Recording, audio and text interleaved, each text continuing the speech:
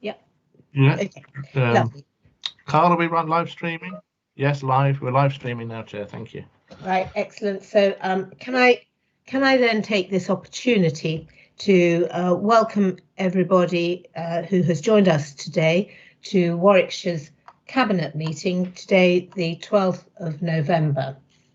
It's always good to have a few public come and join us, and also I know that we have some public speakers today, so it's particularly nice to have people interested in our subjects on the agenda. So I will welcome them in just a minute. So first item on the agenda is apologies for absence. Now, I'm not aware of any, but I wonder, Paul, if you have any. No, Chair, I've received no apologies for absence. Thank you. So could I then invite members to disclose their interests, be they pecuniary or non-pecuniary, please? Are there any? And if I could ask you just to raise the hand facility, if you can. Keith. Yeah, just a quick one. I'm a member of 100% Renewable Energy Limited, which is a education charity which might have bearing on item 13. Thank you for that. Thank you. And whilst Keith behaved absolutely perfectly in raising his hand, can I remind everybody, if you want to speak on these agendas, would you please use the hand facility, and please also put it down after you have raised the hand. And of course, that is also the way we will be using the voting in the hand raised facility as well. Thank you. Can I then move to minutes of the previous meeting, and these are on pages 5 to 18, and I'm not going to go through them as I would normally if we were meeting face to face. I'm not going to go through them page by page, but I'm going to ask if there are if we can agree these minutes and approve them, and that will require the hand raise facility, please. And if you could raise your hands now. Thank you. There we are.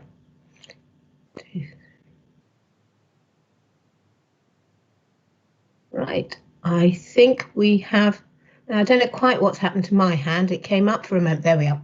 We have got full agreement for approving the minutes of the previous meeting held on the 8th of October. Thank you. You can pop your hands down now. And I am now going to move on to our public speakers that we have today. Now, first of all, I'm not quite sure, have we, Paul, now got both of our public speakers, do we know? Yes, we do. Yes, We do. Chair, I can see they're both. Fantastic. Then I'll take them in the order that I have them down on my paper. So firstly, I think we have with us Zoe Hollandska. I may not have pronounced that quite right, Zoe, but you would like to address the Cabinet on agenda item 8, which is the education sufficiency annual update. And I wonder if I could invite you to speak for 3 minutes, please. Zoe, you're welcome to address us, if you are with us. You may need to unmute. Hello. Hi, sorry. We have you, Zoe. Thank you. Thank you for joining us. 3 minutes, and the time is with you. Thank you. Thank you. Hi, I'm Zoe, and I'm a full-time mother at the moment, but I'm a secondary school and A-level teacher by profession. Today, I want to bring to your attention the gap in adequate primary school provision for children currently aged 6 to 11 within the Neaton North and East. I just want to start by outlining my family's situation. We moved to Weddington from Worcestershire just before Christmas, and our youngest daughter, now in year 1, got a place at Weddington Primary. Unfortunately, there are no places locally for our older son, now in year 2. Lower Farm Academy, the school being built for the purpose of dealing with the increased demand for school places in the area, currently only caters for year 1 and reception pupils. After a failed appeal, we got to get him into Weddington Primary. We accepted a place at Whitestone Infant School on the other side of Nuneaton. It has placed a great deal of strain on our family, having 2 drop-offs and pickups on different sides of town with frequent traffic congestion to exacerbate the situation. We cannot afford wraparound care and as a result often have no other option but to drop one child off late and collect one early, meaning valuable school time is being missed by both children. As I'm sure you'll agree, it's not fair on any child as it's likely to have a long-term detrimental impact on their learning and cause unnecessary disruption to lessons. I'm fully aware for families without a car, the situation must be even worse. To add to this, our son's time at Whitestone will be coming to an end at the end of this academic year, as it's an infant school. Being out of catchment of any junior school, this puts our son and family in a very unpleasant situation. Figures that we have obtained through the Freedom of Information Act show that there is a significant current shortfall of places for older year groups in this area. As an example, for year 2, the waiting list at Weddington Primary has 8 pupils, Milby Primary 5 and St Nicholas C of E Academy 7. To add to this, there are over 100 children in the CV10 and CV11 area being homeschooled, some of whom it is likely a consequence of inadequate local schooling options. From the data that we obtained, we can see that already many existing local schools have had to increase class sizes above 30 to cater for demand. In year 4 at Weddington, they've already taken on 6 extra pupils, meaning class sizes of 33. This situation will only worsen as further planned housing is built, which will in turn affect more families and put pressure on established local primary schools. Added to the still growing development in Weddington, another is due to start shortly in Whitestone, where the schools are currently absorbing the overflow from Weddington and other new build areas. As I'm sure you're aware, the construction of Lower Farm Academy is now underway and set for completion on the 27th August next year. Once built, the school has the space to open classes to cater for the children and families that are currently being left without adequate schooling options. Classrooms will be standing unused, which is appalling when you consider the demand and the impact that it is having on so many within the area. We would like to back Councillor Keith Kondakor in his efforts to open up further year groups within the school. This will put an end to the difficult and unfair situation that many local families and young children have been placed in. If class sizes are initially too small to make this option attractive, the possibility of combining year groups, as they do in many small rural primary schools, could be an alternative. Thank you for listening.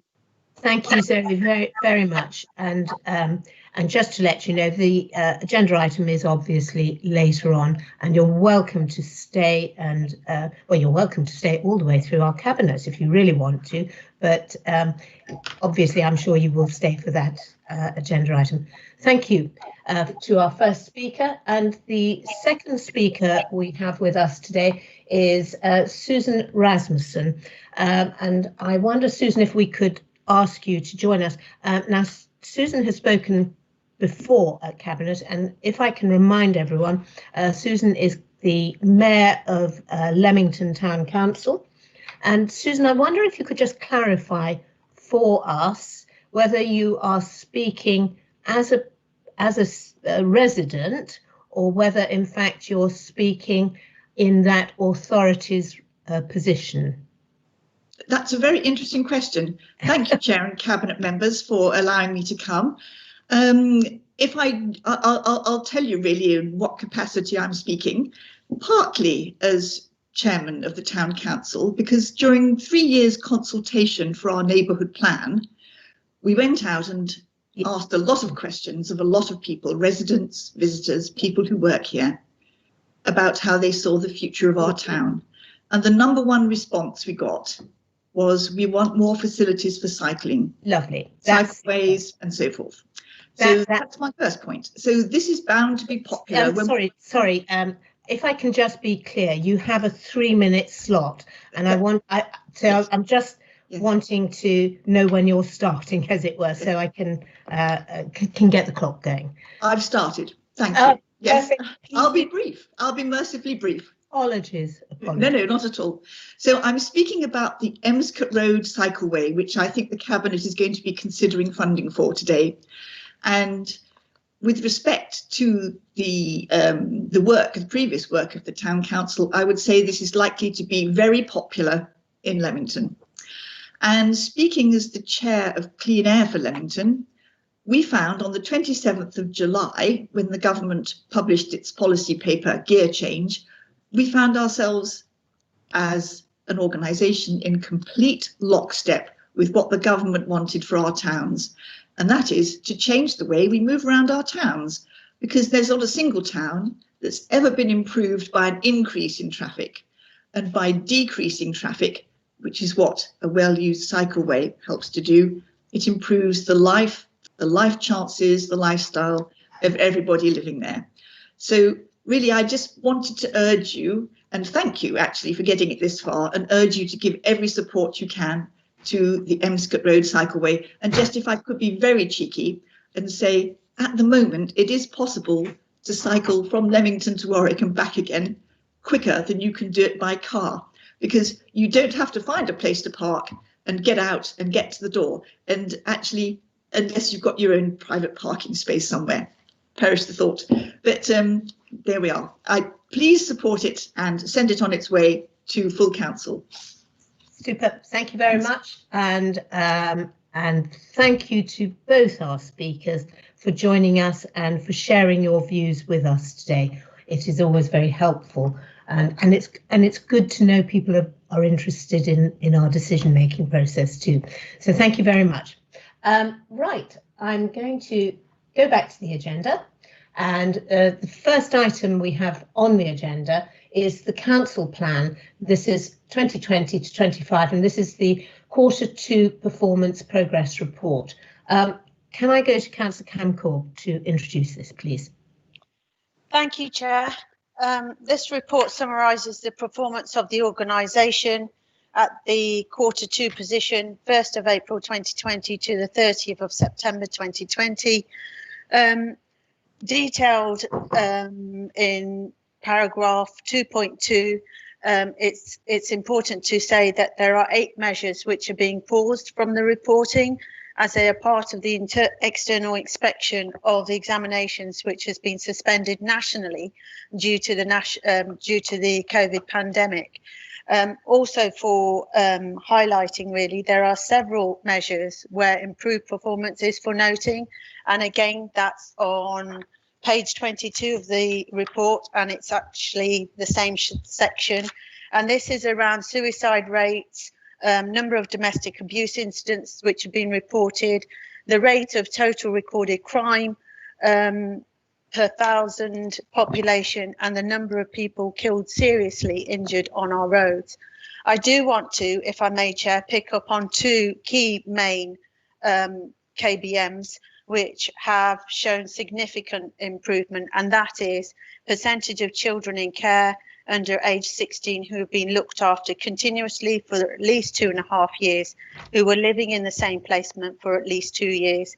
And I also, Chair, through you, want to pick up on the number of days sick leave per FTE. And again, full-time equivalent. Yeah. Oh, sorry, full-time equivalent. Sorry, I'm using abbreviations and I shouldn't. Yeah. So I do want to pick up, and the report does go into some detail around this, and it's highlighted on page 26 around sickness absence. But I do feel I need to highlight this. Currently, we're running at 9.15 based on a rolling 12 months. This is a significant reduction from Q1, as many of you will know. And we've always ran around 10.27 or sometimes even higher. So reporting of absence in fire and rescue services based on shifts lost on sickness has positively impacted these numbers alongside the benefits of home working during the pandemic. And Chair, if I may, I would like to thank the staff at this moment in time. They're doing a fantastic job, not only doing their day job as well as doing and some. So they are also reacting and working on our second load of lockdown, and there's a lot of work that's being done behind the scenes around this piece. But again, there's no room for complacency around this, because still 2 of the highest areas, so to speak, is still around stress and mental health and well-being. So we do really need to be careful, I guess, and mindful of our staff's well-being as well while we're looking at these figures. Chair, there is also areas of concern, and the report highlights again there's 5 measures which are of concern, and these again are highlighted within the report, and these are between pages 22 and pages 26.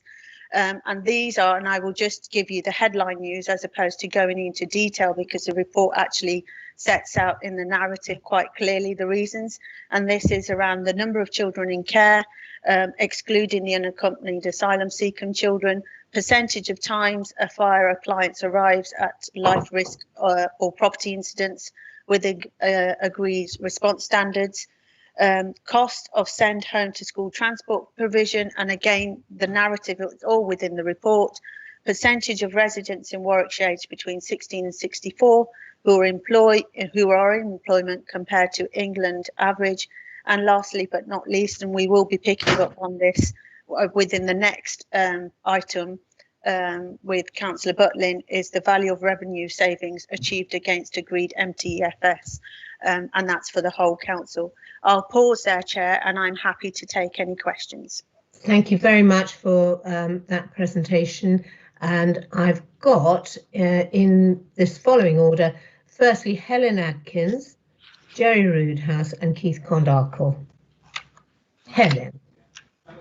Thanks, Chair, and thanks, Cam, for that update. I wanted to just talk about the send home to school transport provision. I'm a bit worried that the change programme is pushing forward with the inclusion, the idea of inclusion, because we want to save money, just because we want to save money. So it is important that we do obviously deal with the demand of send. It is a big issue. It is a big problem. But I'm just concerned that we're moving forward at a pace with inclusion when it's not the appropriate thing for many children. It's not the appropriate thing for parental choice, and it's not the appropriate thing for schools, for head teachers specifically and teachers. I notice here that we're saying we're moving forward quite quickly now with the transport as a key component of the Send and Inclusion Change programme. The task and finish group was set up, and the cross-party delegation, which I know now we're moving towards that. But this is one of the things that I want us to focus on, is how all of these issues are being dealt with in relation to inclusion, and that's what we need to monitor. So I'm a bit reluctant to be moving forward so quickly when we haven't got that task and finish group set up. Yeah. And of course, Helen, this is a backward-looking report. I absolutely accept your particular concern around this, and of course, just to add that the new strategy is one that has been co-produced with parents and over some time. So absolutely right that we have got the task and finish group, which is about set up, and that they will be looking into this, but this is a backward-looking report. So I accept you brought this up now, but on this particular issue, it's about the performance that we have had to date. And I think we would be very happy that the task and finish group works hard to look at the rollout of this new strategy and the work with parents, but it is a co-produced one. Jerry, to you. Thank you. And click all the regular buttons, one hopes, so I don't get the normal word of the year, you're muted. No doubt that'll happen to one of us this afternoon. On page 21, it talks about the 8 measures which have been paused while COVID-19, and I understand why. That's because bodies like Ofsted and CQC have also paused inspections. But I do think that possibly if we could send a note back either via the LGA or somewhere to those organisations, they do need to seriously look at what is going on and try to get to grips with some of that, because I do have some concerns, especially around CQC work as well, and with care homes and the position that we're at. And if we look at some of the performance around that as well, I think there are some issues to be highlighted. So I'm hoping, number one, that the Cabinet would do that. And I know the proxy measures are going to be brought forward. I think hopefully in the next report we could see that. And that brings me on to the other point, really, that we have this wonderful super duper new BI system. And it would be good, I know this is looking back, but as to whether we could have a note attached within there, which is actually giving us some trend forwards. So actually it's either the more we can move to today's figures and look forwards, I think would be helpful, because all we're doing here is just keep looking back, and you know, it gives us knowledge, but it doesn't always help us that way. And the other point is on page 24, which is employment. And I suppose that touches about looking forward, about the employment. And of course, it's not presenting the correct picture that we actually are in today and potentially will be where we're going. And I'm hoping, I'm not sure who it's with really, whether it's with Peter or not, but it's around the skills base, could be Colin, I suppose, as well, a number of it. Yeah. But it's around that, and it's looking at the age profiles and the age variations across the unemployment sector and training and skills within that, because I think that potentially going forward, looking at the figures that I'm seeing, is starting to hit out. And I think if you look at some of the new work which Resolution Foundation are doing around that, I think we need to be seriously about that. So number one, hopefully we can get BI to actually do what it's supposed to do on the tin a bit more, so we can sort of look at today, tomorrow. And then the other bit is, can we please send a note to CQC and Ofsted to try and get them to either give us more information, which we can put in the public arena, but there has to be some way of getting clearer assurance. And I can see Leslie's going to speak around those, because those measures are paused, and using proxy measures going forward is probably not the best way to go. So, Chair, just before we do move hang on a moment, Cam. I have got more speakers. Can I not go through them first? Can I? It's just Jerry's got 4 questions in one question there, Chair. So I just thought, if I may just pick up on 2 of the questions that Jerry's asked. I know it's but just to say to Jerry, there is a briefing note coming to the next Adult Social Care and Health ONS committee to give assurance about how we are continuing to manage care quality in our settings, given that, again, as you quite rightly say, given the current situation with CQC ratings. And in terms of the and in terms of the Power BI, absolutely, we can work towards trying to do a forecast moving forward and looking at how we can enhance the BI system. Sorry, Chair, I just wanted to come in on those 2 points. Yeah, I'll try and take everything if I can together, okay. And if you and then we can come back to you just to answer all the questions. Keith. Thank you very much, Chair. Just 2 quick ones. The first winter I was a councillor, we had dreadful flooding in Weddington, and I noticed we've got a net red risk on the flooding again. Obviously, we've got massive resource issues, but I really do ask we keep an eye on this, because it's something that always gets put to the back until it's too late. And every winter I start to worry in October, November, what this winter's going to be like. I know we've got some great plans, but they need staff and they need money. And we have talk of a floods forum or something. There are lots of good things ahead, but I do hope we actually get forward on this.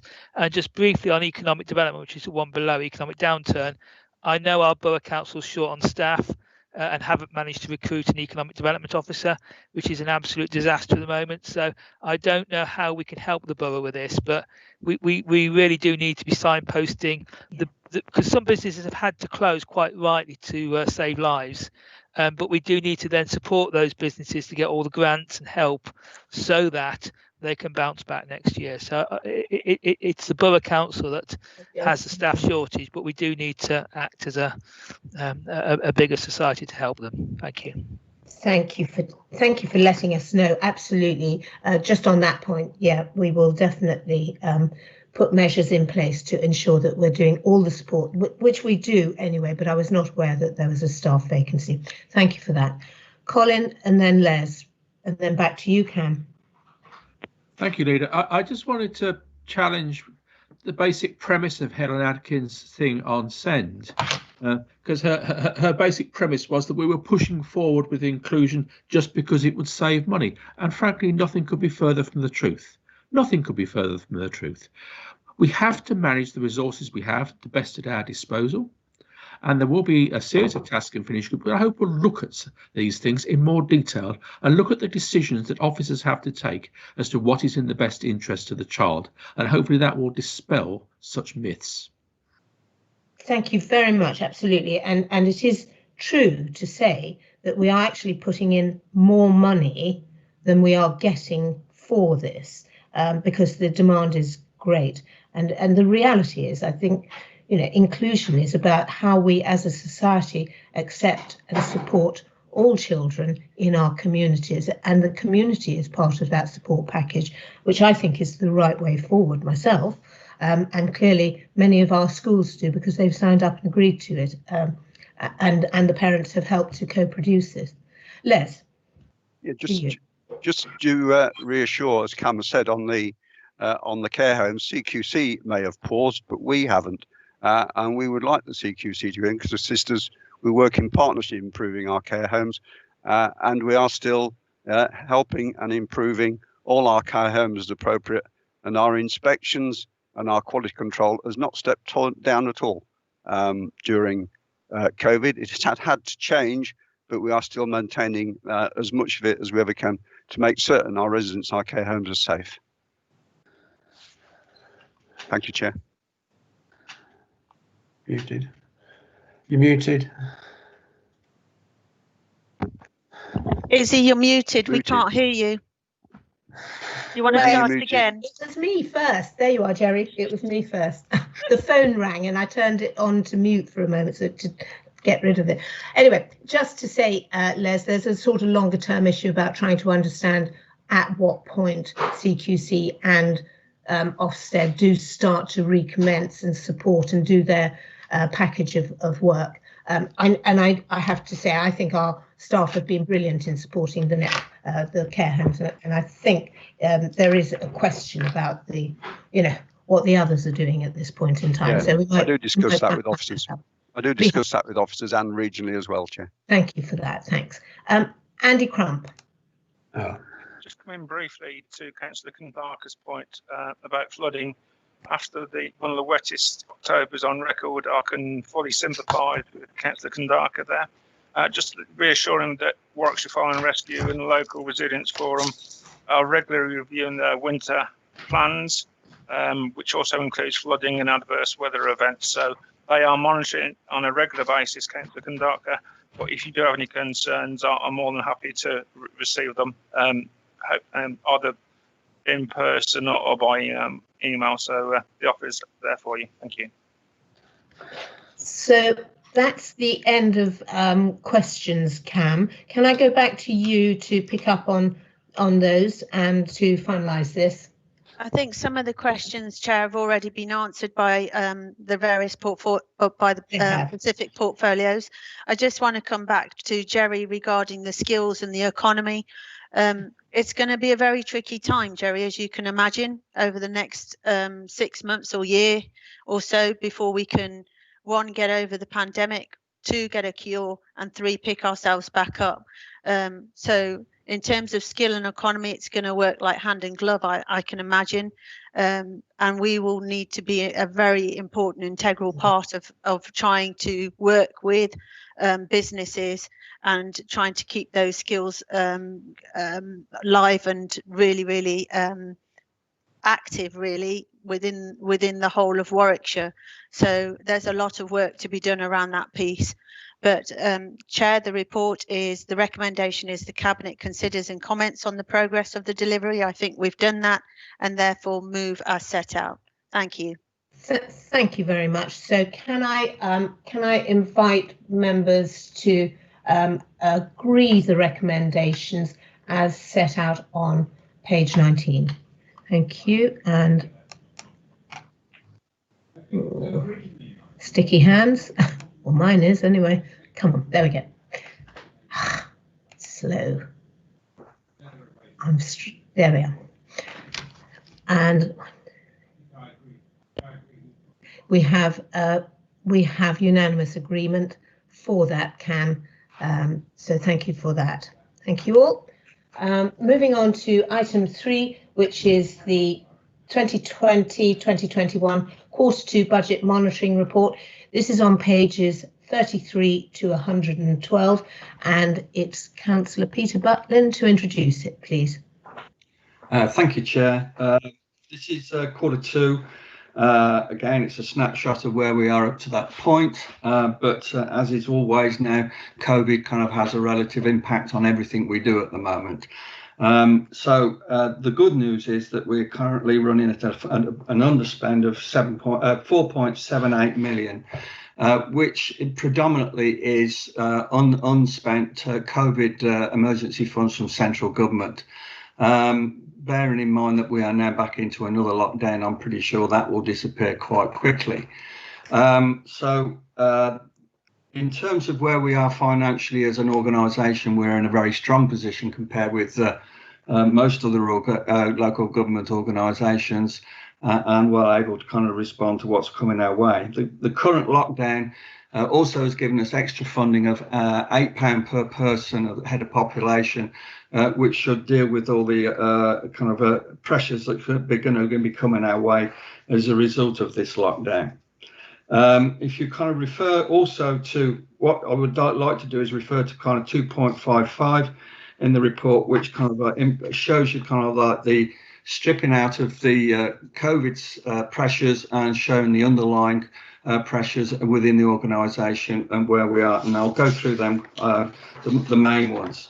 And again, I'll refer back to SEND, which is a significant overspend in that region. Taking into account that we've got a long-term strategy in terms of solving this problem, and as Colin will probably point out later, there is no one kind of magic wand to kind of solve this problem in SEND pressures. But we're kind of part of the transformation program, which is ongoing, but will kind of take some time to kind of bring those savings through. The deficit is currently offset by reserves held by the balance sheet, but from just recently, the County Council cannot directly fund this deficit without Secretary of State approval, which is basically kind of the reason why we're kind of concentrating it so much, because we've been able to kind of deal with that within our own finances previously. So it's a matter of kind of the ways in which we're dealing with it is through assessments, which comes back to the kind of inclusion side. So we need inclusion only where the assessments point to the fact that you can be included. Provision, which is where we're providing places through pods, etc. And I believe Paddock School and another one which we kind of gave the go ahead for at the last cabinet meeting, and the progress on that one will be, our ambition is to have at least 10 of these pods across the council to take these pressures out. But it's going to take 4 years. So to get to a point where we've got it completely under control, as well as the requirement to getting further funding from central government. On other pressures that we see in those pages on page 36 is children's related placements. And as a result of what's happened to us recently, the placement of children costs has gone through the roof. And certain providers, because of the kind of demand for these places, they're almost rating their own invoices out at the moment. And we're seeing kind of significant increases in costs in that manner. And again, we're trying to kind of, for the future provision at pairs building, etc., hopefully kind of take some control over that. But it is a significant cost that we're having to bear at the moment. Adult social care is reporting a significant underspend of 7.67.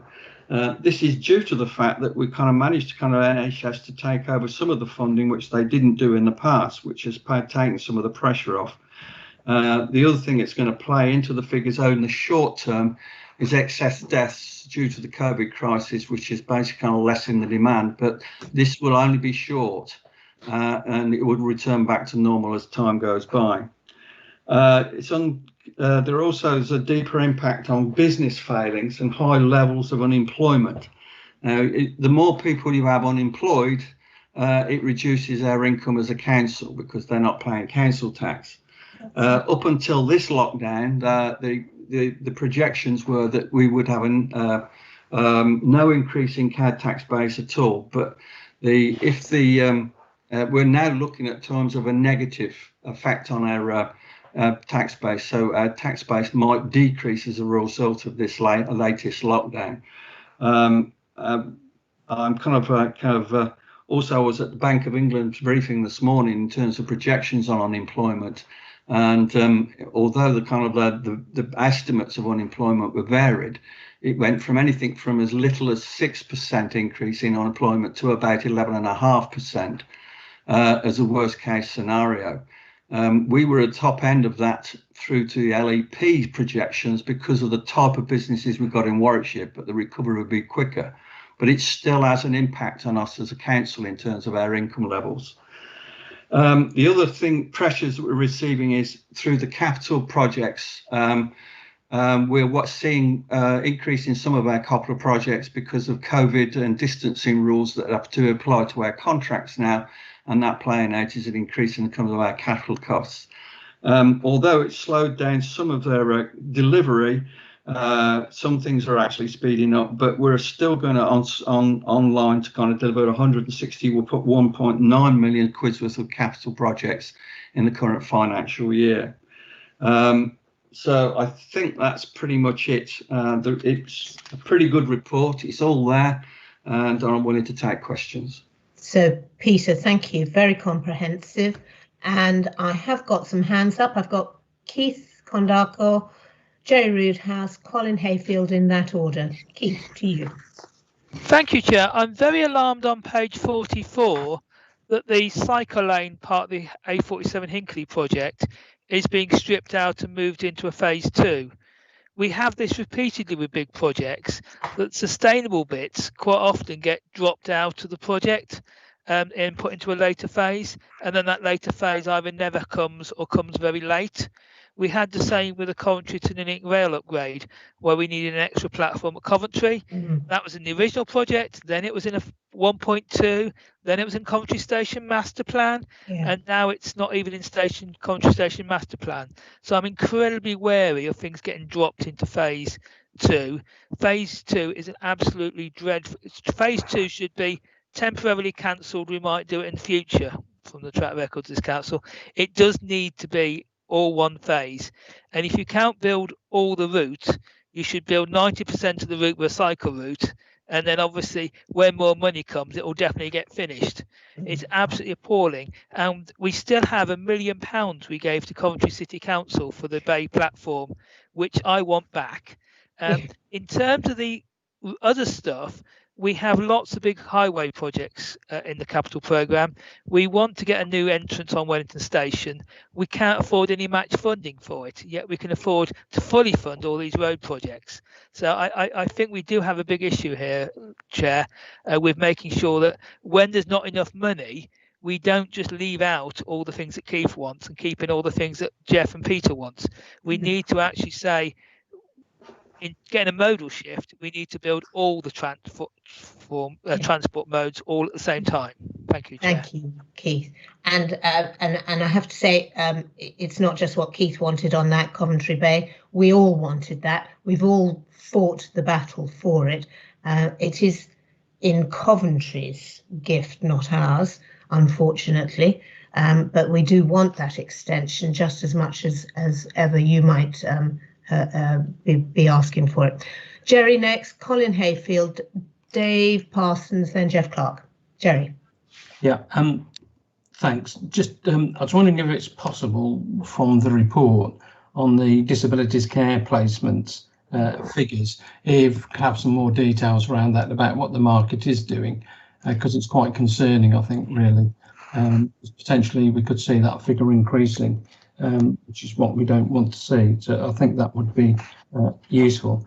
I take note really of everything else that Peter's said about the overspends and underspends, but there's also where business support. I don't know whether he could say a bit more about business support, and they want to reprofile their savings because they think they're unachievable in relation to what's coming forward as well, which I think would be helpful in just fully understanding the report in front of us. And then the last point really is around the page 82, the mental health overspend of 1.859. And I think this is the highlight really potentially of COVID of what we could see actually that figure increasing as it goes through, along with domestic abuse and alcohol and drug issues as well at the same time. And I'm just wondering whether Cabinet should consider actually looking at that a bit more strategically, in the sense of that toxic trio, as they call it, of coming together and producing some sort of briefing and document, because I think the pressures going forward will be quite massive around that. Yeah, thank you, Jerry. There'll be a response back on that, and in a moment. Colin, Dave Parsons, Jeff, then Helen. Thank you, Leader. Seeing Peter sort of flag me at the start of his talk, I'll pick up on the SEND things again. As he says very accurately, there is no single answer to SEND. There's going to be there's a series of work streams as part of the change programme, and it'll only be, they're all interrelated work streams, and it'll be a culmination of those that will see significant change within the SEND things. But until then, what we have to do is effectively manage the resources we have at our disposal. We need more money, of course we do, and we're asking for more money. But until then, we have to manage what we've got as effectively as we can. So yes, as I said earlier, there was a task and finish group being put in place that will no doubt be doing some deep dives on particular case studies and understanding the decision-making processes. But also, I'm happy to see a number of seminars put in place for elected members to try and get a broader understanding of the challenges and the approaches. And then finally, I'm sure in the fullness of time, overview and scrutiny will want to have a good look at the effectiveness of what we've been doing. Thank you. And I think I've had the first of those seminar dates come through today. So thank you for that. Dave Parsons, then Jeff, then Helen. Thank you, Chair. It's with regard to adult health and social care that I was looking at, where we've had an underspend, but the due to essentially COVID intervention, but the underlying trend appears to be a significant overspend. 670 million. And this is an area which has come under an awful lot of pressure through COVID, and actually this was forecast when we look at the little bits that have been published from Exercise Cygnus way back in 2016.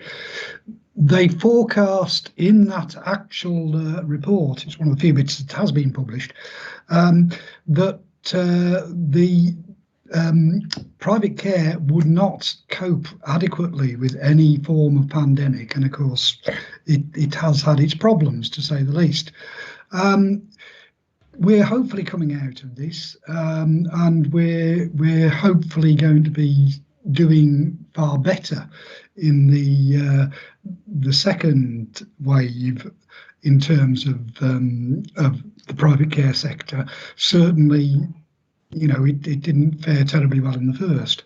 But really, what we need to do is look at the long-term problem here in terms of adult health and social care and the care for the elderly. I appreciate that this is very much a national problem and not just a Warwickshire problem, but it seems to me that that successive governments have kicked this can down the road. Dave, can we keep to the report, please? Yes, sorry, right. Because I'm not absolutely sure what the question is that you're asking. If you could clarify, because you seem to be implying that that our providers did not support our residents during the first phase of COVID, and I don't understand what that means, because it's not how I... Could you clarify it? Yes. What I'm concerned about is that the sector wasn't adequately prepared and therefore couldn't really deal with the problem.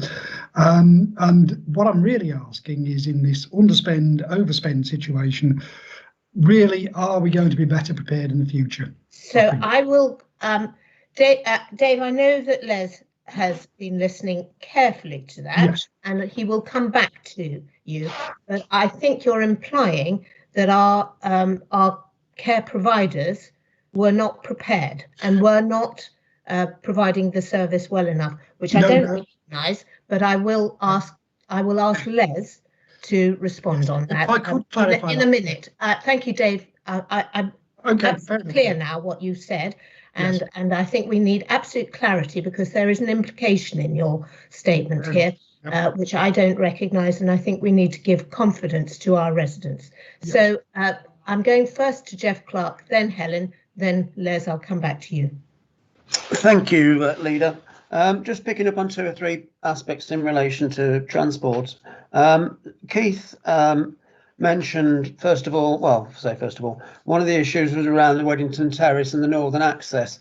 That is, of course, extremely important to Warwickshire County Council to ensure that we help to deliver a modal shift and opportunity to be able to access the northern side of Trent Valley, Nuneaton's Trent Valley Railway Station.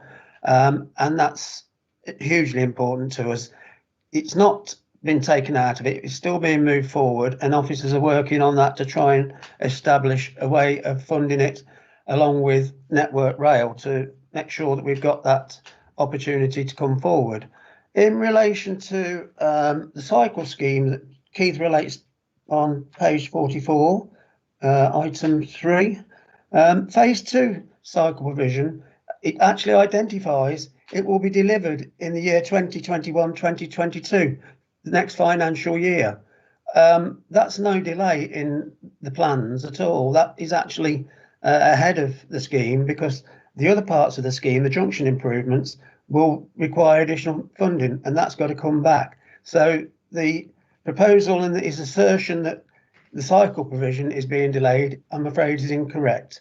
And finally, relating to the Bay platform, we are, of course, partners, and you mentioned this, we are, of course, partners with Coventry City Council in relation to this, and you can't dip in and dip out if something doesn't actually go exactly to plan as you would wish. You know, we're honourable partners at Warwickshire County Council. We're working with Coventry City Council, and we are endeavouring to ensure that we deliver this Bay platform as we move forward. It may take longer than was hopefully and originally anticipated, but it will be delivered. That's our intention. Thank you, Chair. Thank you very much, Jeff. That's good. That's clear. Helen, and then Les. Thank you, Chair. Just a couple of points. One on the underspend on adult social care. There was an underspend last year, if I remember rightly, of a similar amount of money, maybe slightly more.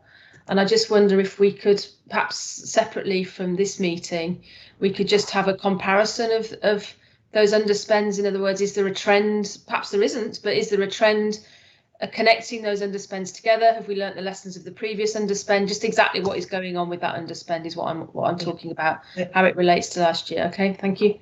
The other thing is send, and I make no apologies for going on about it. I can almost collectively hear a sigh, maybe even a snigger now when I bring this topic up, and I'm not going to stop talking about it. I recognise the need for briefings, Colin, as you say, but some of us in the Labour group have been teaching for many years. I've been teaching for 17 years, so I do understand the issues that are going on. I've had at least 10 phone calls / case studies since September on this issue about inclusion. So there is a problem. However we're doing this, however we're moving forward, I don't think it's working. Thank you. And Helen, that is the opportunity for the Task and Finish group to take on those allegations that you have put forward and haven't shared with us yet. So I would be delighted. Can I come back on that, Chair? Can I just come back on? Do you know the reason why I can't share them? Why? Because the providers are too scared to be named. That's why. Well, I think as we have done this with both families and with the schools, I think that's a great shame, but we are absolutely open to all providers to speak to us. They have every reason to talk to us, just as they talk to you.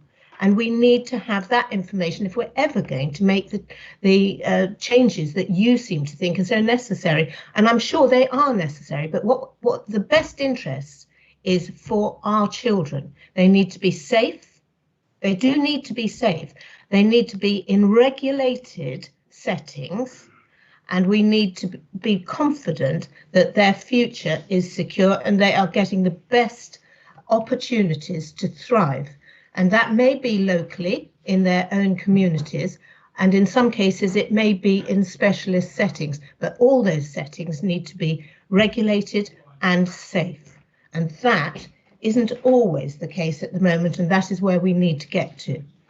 Les, I asked you if you would be able to come back to Dave Parsons. Yes, thank you. I mean, I understood Dave be saying that the private care market could be at risk. I mean, we have continued to support the private care market as we have our own care homes. All money that's come from government to be passported through to all care homes has gone through.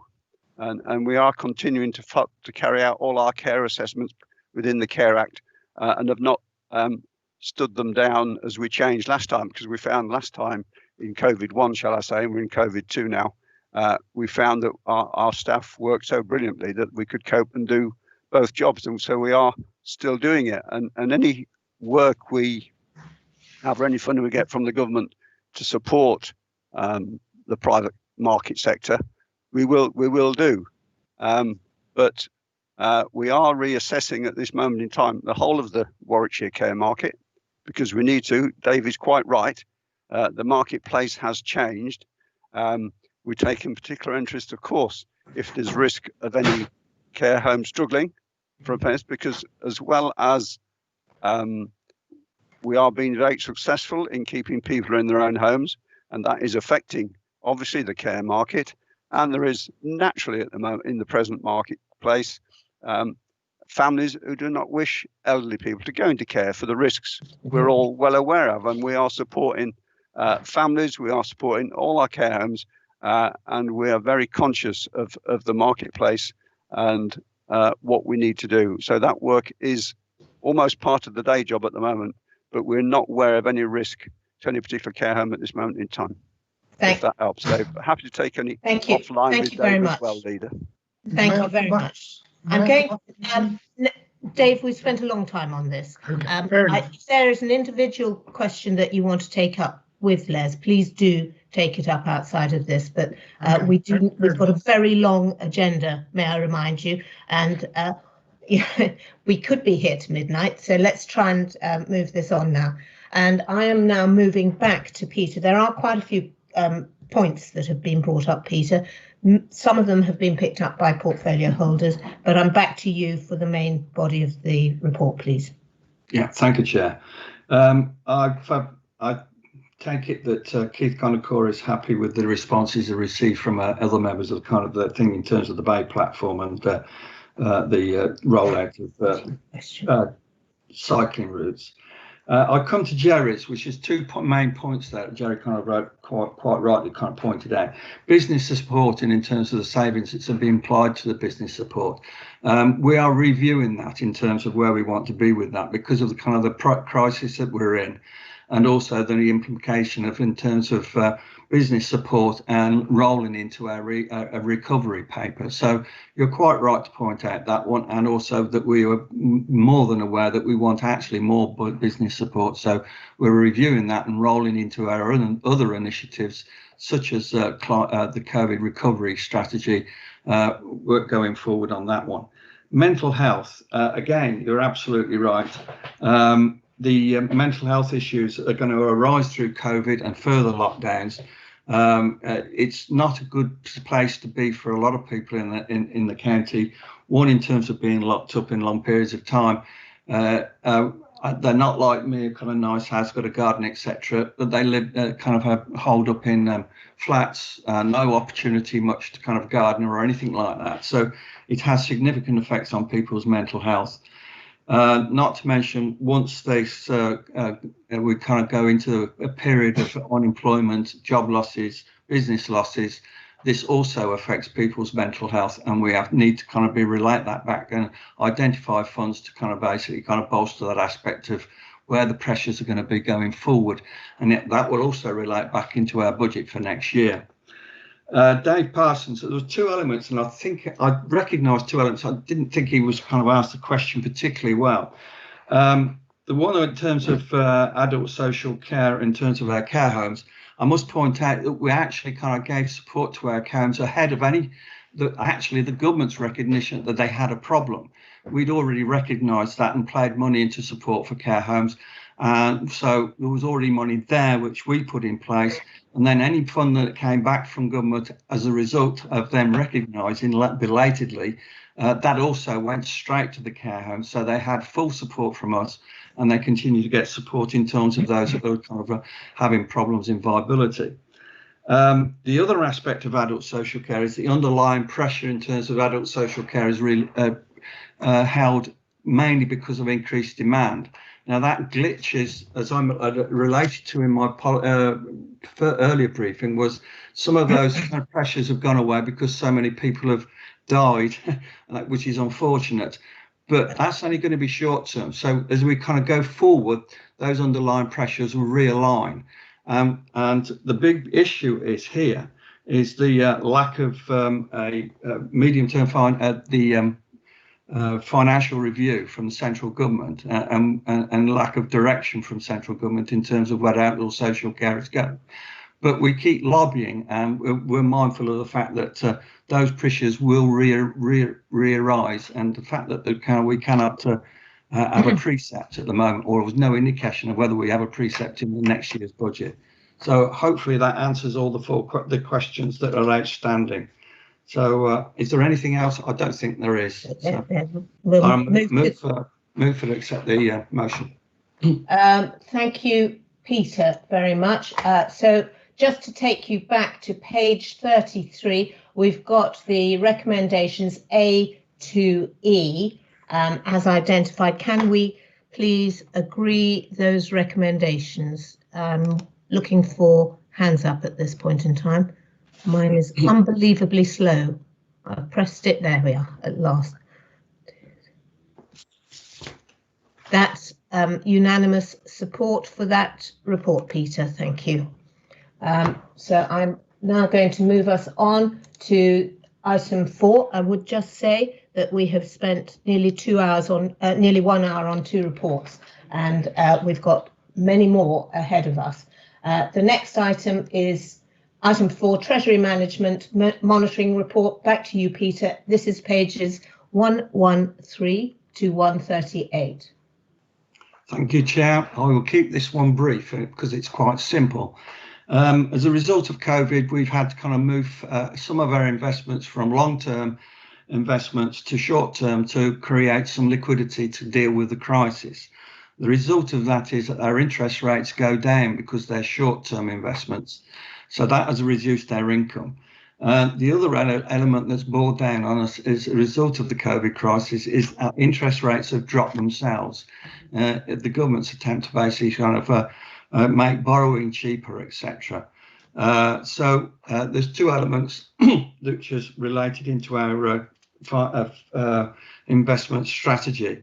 Now we're kind of more or less out of the initial kind of problems with the crisis. We're moving some of our investments back into longer term stuff again.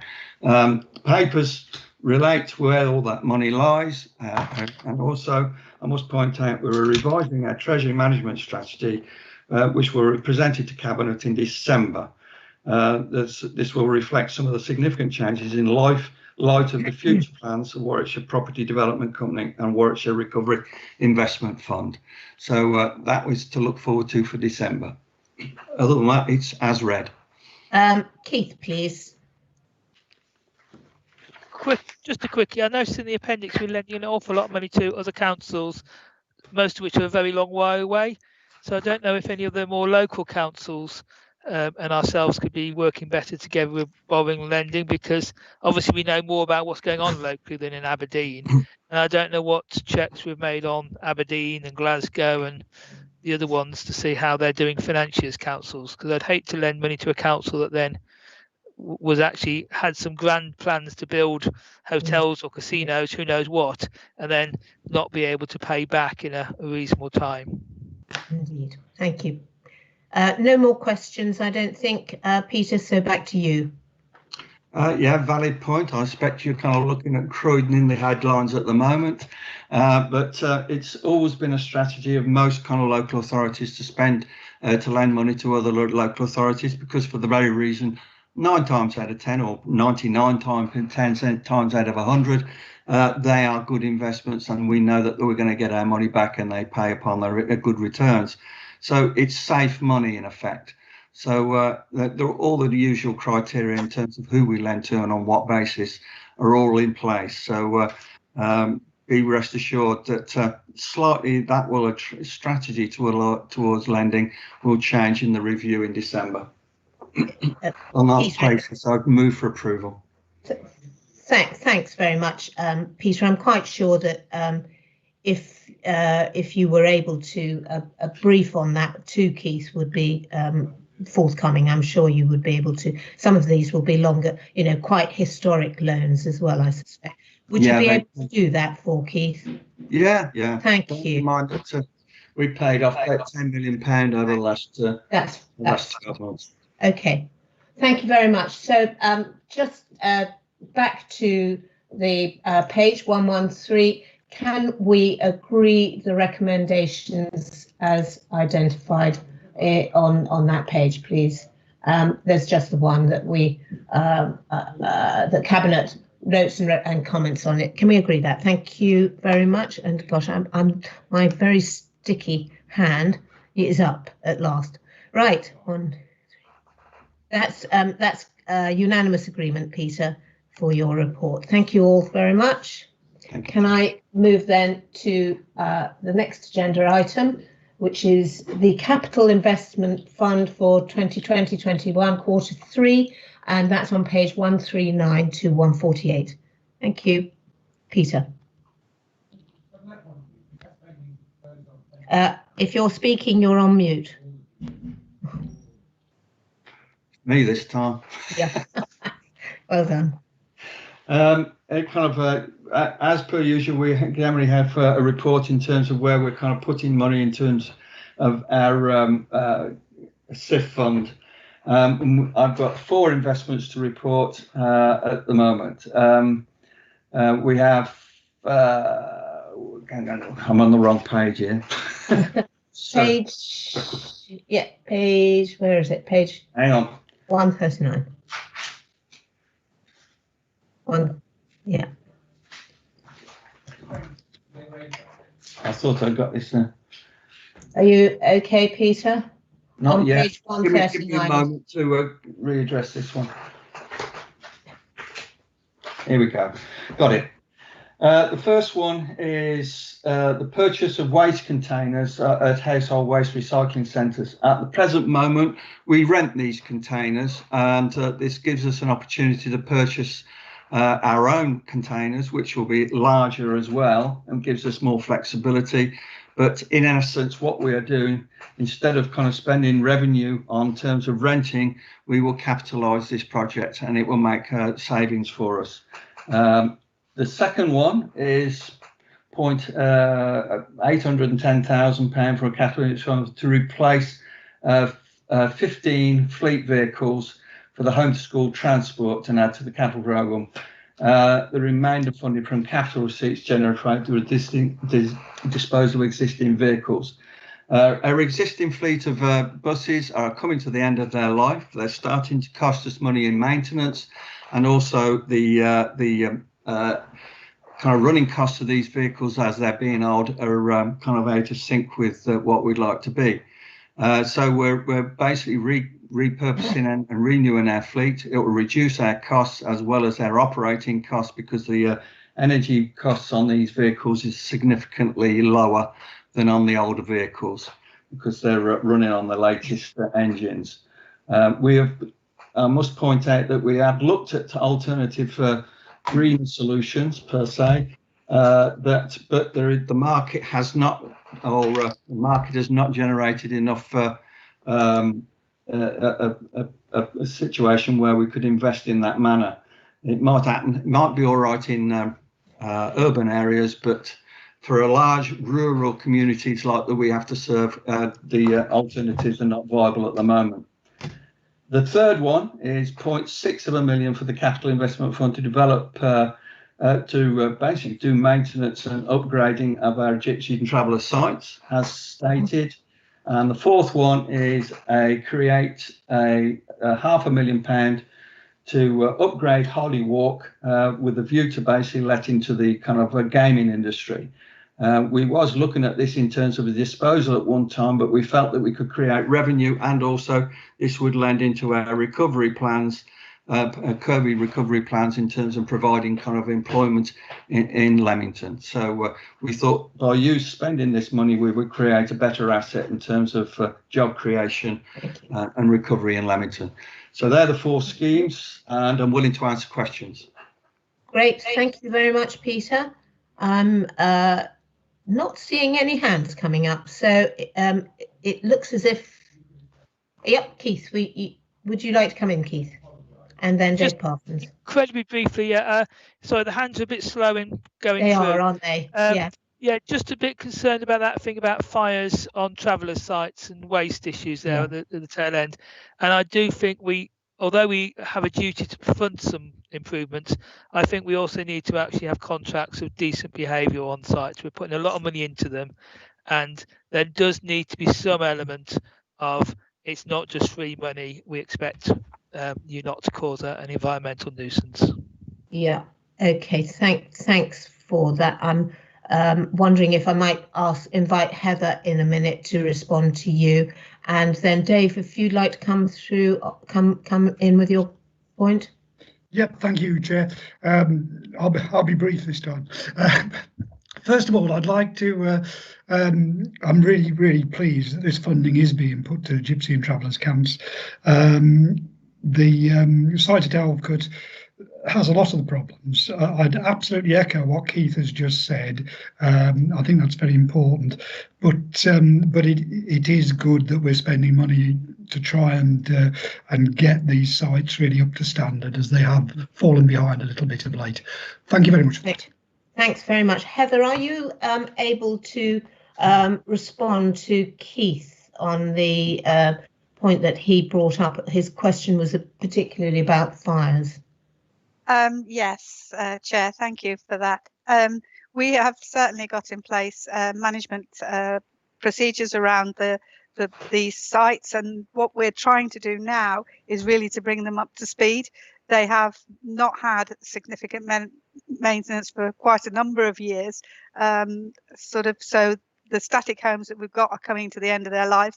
That with the fencing and things, what we do get is unauthorised encampments moving onto our sites, which is not part of the settled community who are there, and that's particularly been the problem at Elfcut. We've got one there at the moment, so the residents are quite keen to see that stopped as well. So I can reassure people that we do put in place very strict measures around the behaviour. Thank you. Thank you very much. Right, Peter, no more questions or comments, so back to you. Thank you, Chair. I think Heather has kind of answered both the questions that have been asked in terms of that, so I move for approval. Thank you. And just to remind everyone, this is on page 139. It's the recommendations 1 to 5 that we're asking for agreement on. If you could please vote now, even if your hands are a bit slow to come up. Yeah. Well, I've got, yes, right, that's everyone. Thank you for that. Peter, you've got agreement unanimously for that. Thank you all. You can put your hands down now. I'm going to move us on to, Peter, time out for you. The next item is item 6. It's the Emscott Road corridor improvement, and of course we've had one of our speakers was on this matter, and I'm sure is still with us and will be interested. And I recall she is supportive of the report and the cycleway improvements. So Jeff Clark, to you. Make sure my microphone is on before I start. Yeah, well done, it is. Thank you for that, Leader, and I do thank Councillor Rasmussen for coming earlier and speaking to us, and the support that she set out from Leamington there in relation to the development of this programme, this project. It has been a vexatious issue over many years, not least because of the design style of the bridge and its interest in the area. The purpose of the scheme, in actual fact, for the Emscott Road / Portobello Bridge is to enable is to enable the improvements at key pinch points along the Emscott Road corridor between Warwick and Leamington, and to also improve both cycling and pedestrian infrastructure in that area. As I said earlier, we are, as an authority, trying to encourage modal shift, and this is part of that programme of encouraging the modal shift. As I said, the background, it is a key route between Warwick and Leamington, which does suffer significantly from congestion during the peak hours, and capacity, as with many areas, many towns within Warwickshire, is an issue. Warwick District Local Plan set out in 2011, set out the need for development of 17,000 houses and another 66 hectares of employment land, and this will go a long way to help. Oops, sorry, I thought I'd No, you're still with us. My screen went blank then. No, oh dear. I don't know what happened there? We can hear you. A hiccup. This helps to deliver that opportunity for Warwick and Leamington to deliver their local plans and ensure that the works that we do will mitigate the impacts on the junctions in and around that area. As I identified previously, Leader, the Portobello Bridge is particularly topical, and I know that residents are concerned in relation to the repair, maintenance and upkeep of that. The one area that we are looking to do, or where we're looking with this, is we intend to keep the structure, but it will have a new platform bed on the top, so that it enables a wider bridge which will incorporate the cycle routes and everything, so it can be incorporated into the bridge without the loss of the visual amenity in that location. There are a number of pinch points, as I've said, but this will give capacity in and around the route, and the request is, as recommendations, is that Cabinet approved to go to Council a funding bid of 6.645 million for the Capital Investment Fund for the development of this corridor. I'll leave it at that point, Chair, and if there's any questions, happy to take them. Super, thank you very much, Jeff. That's very helpful overview. And I'm going to invite those who I know had asked ahead. Bill Gifford was one, and Les Caborn, and then I'll bring in John Holland, Helen, Parminder, and Sarah. So, Bill, then Les. Thank you very much, Chair. Firstly, I think this is an excellent scheme. I'm very pleased that Sustrans have been involved, that the county have decided to use Sustrans to help in the design of the scheme. It's really has a good chance, I think, of making a big push towards that modal shift that we're all keen to see, and that will actually make the biggest, I think one of the biggest things stopping the modal shift is the perceived danger, and hopefully that will get rid of that perceived danger. And in the case of the Emscott Road and Warwick New Road, that perceived danger is actually at the moment a real danger. Yeah. I mean, there have been a number of accidents, and Warwick New Road, Prince's Drive Junction, for example, is 11th on the county's list of 115 junctions. That said, I hope that the county officers will be able to talk to the cycling organisations like Cycleways, because the devil will be in the detail, and local experience will be helpful. That said, the initial looking at the plans, they do look pretty good. They look good plans, and they will, I think, make a big difference.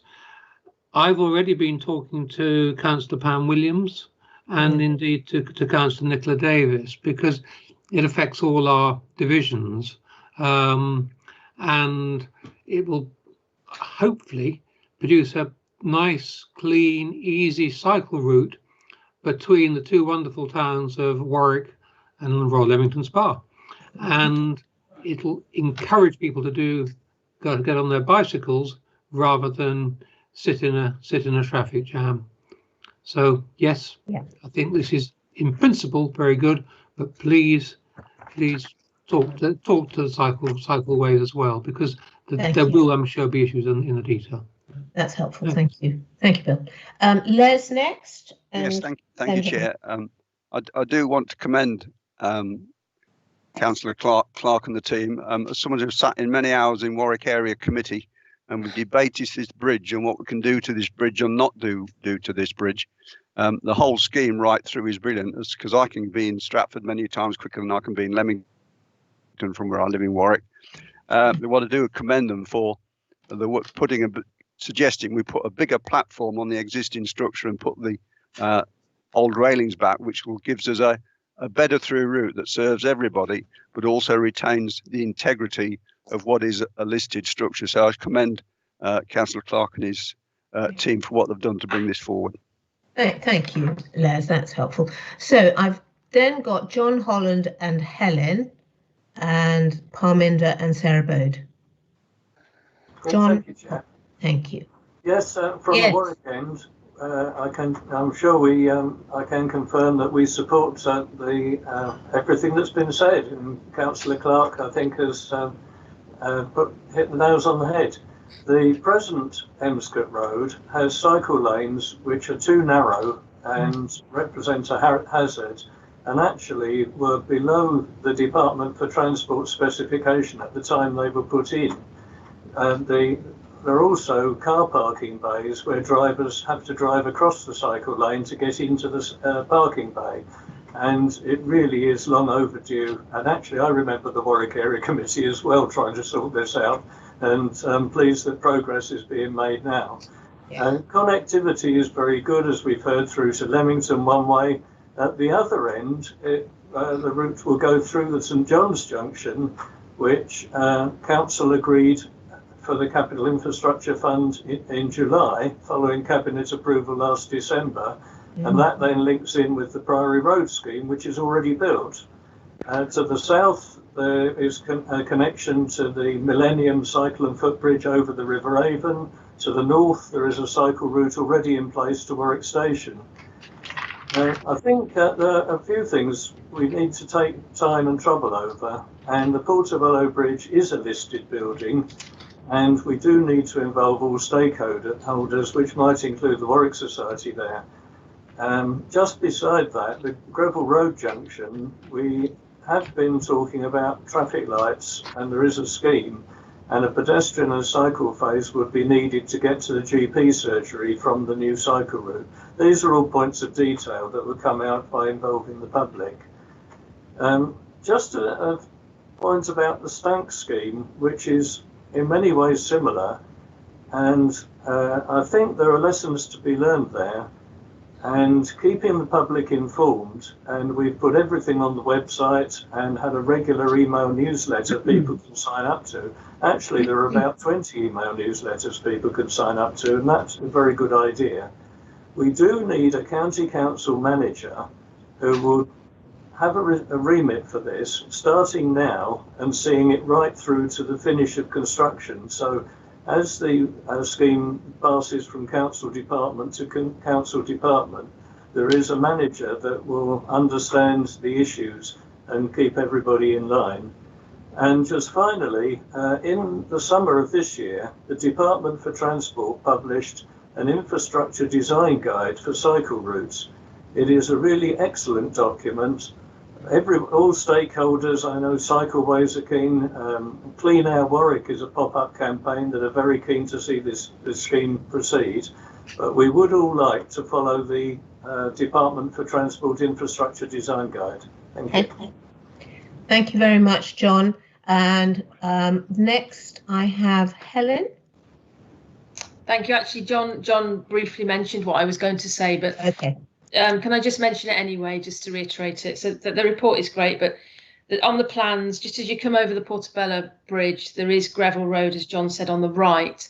That has been a problem, that junction, for a number of years, with people queuing for a long time to turn right down the Emscott Road. If we could have something in there, some lights, etc., that would be fantastic. It would solve a big problem whilst we're doing the road. Thank you. That was it. Thank you. And next I have Parminder, and then Sarah Bode, and then Pam Williams. Thank you, Chair. Again, agreed and endorsed that the investment from the County Council is welcome.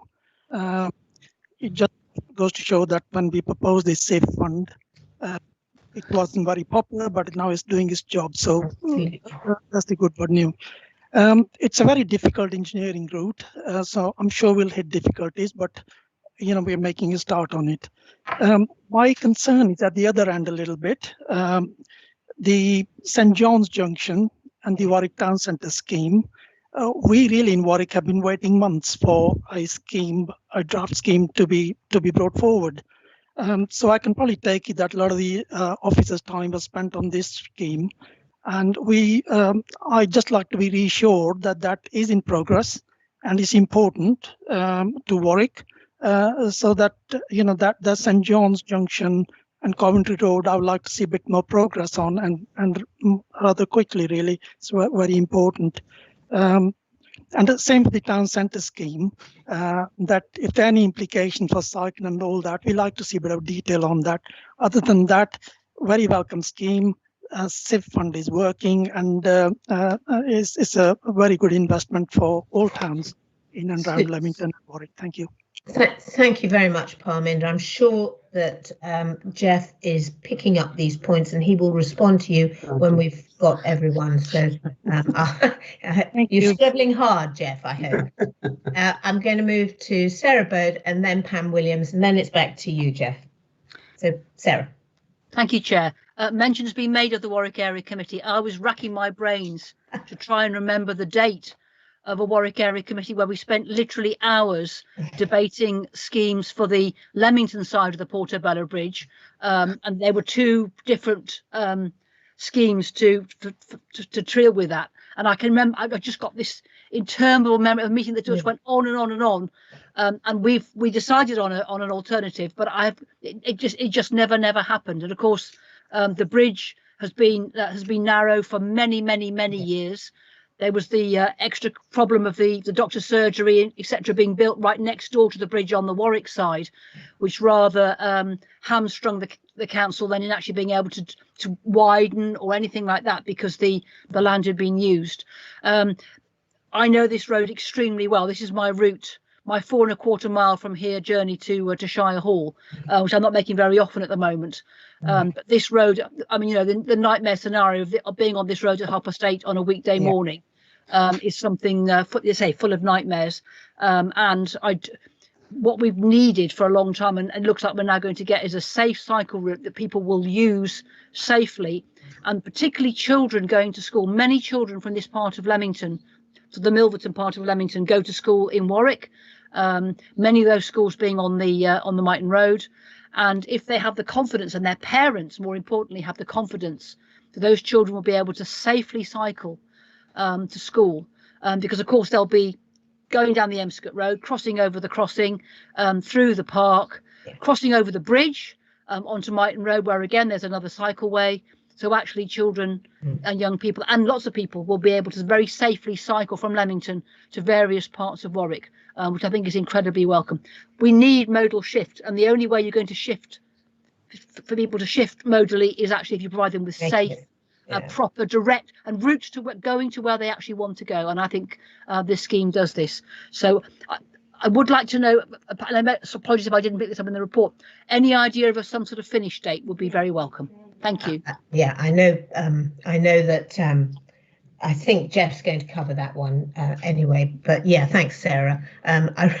I obviously that must have been a meeting really worth being at. Everyone remembers it so well.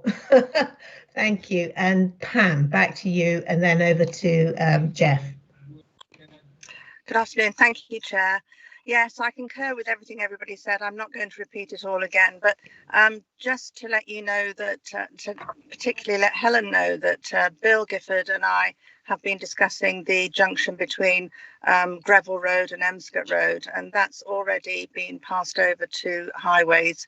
So we are having discussions there because there is a piece of land there that we could make some changes, particularly since we've had the development of the Portobello area there.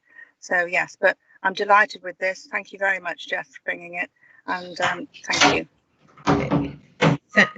Thank you, everyone, for your input on that, and of course, thank you too to Susan Rasmussen, who was a member of the public who spoke about it first. So, Jeff, finally back to you. Thank you, Leader.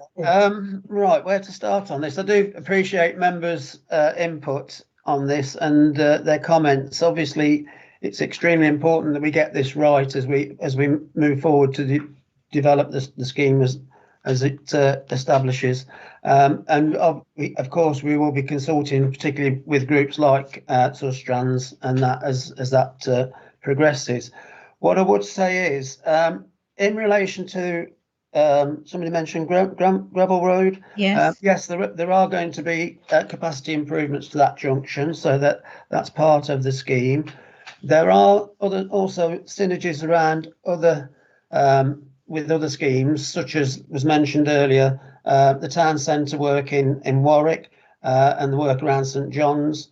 The scheme also ties in with the Coventry Road Cycle Scheme and will improve the cycle and pedestrian connectivity both for Warwickshire Hospital, Warwick Hospital and Wardlow's Estate.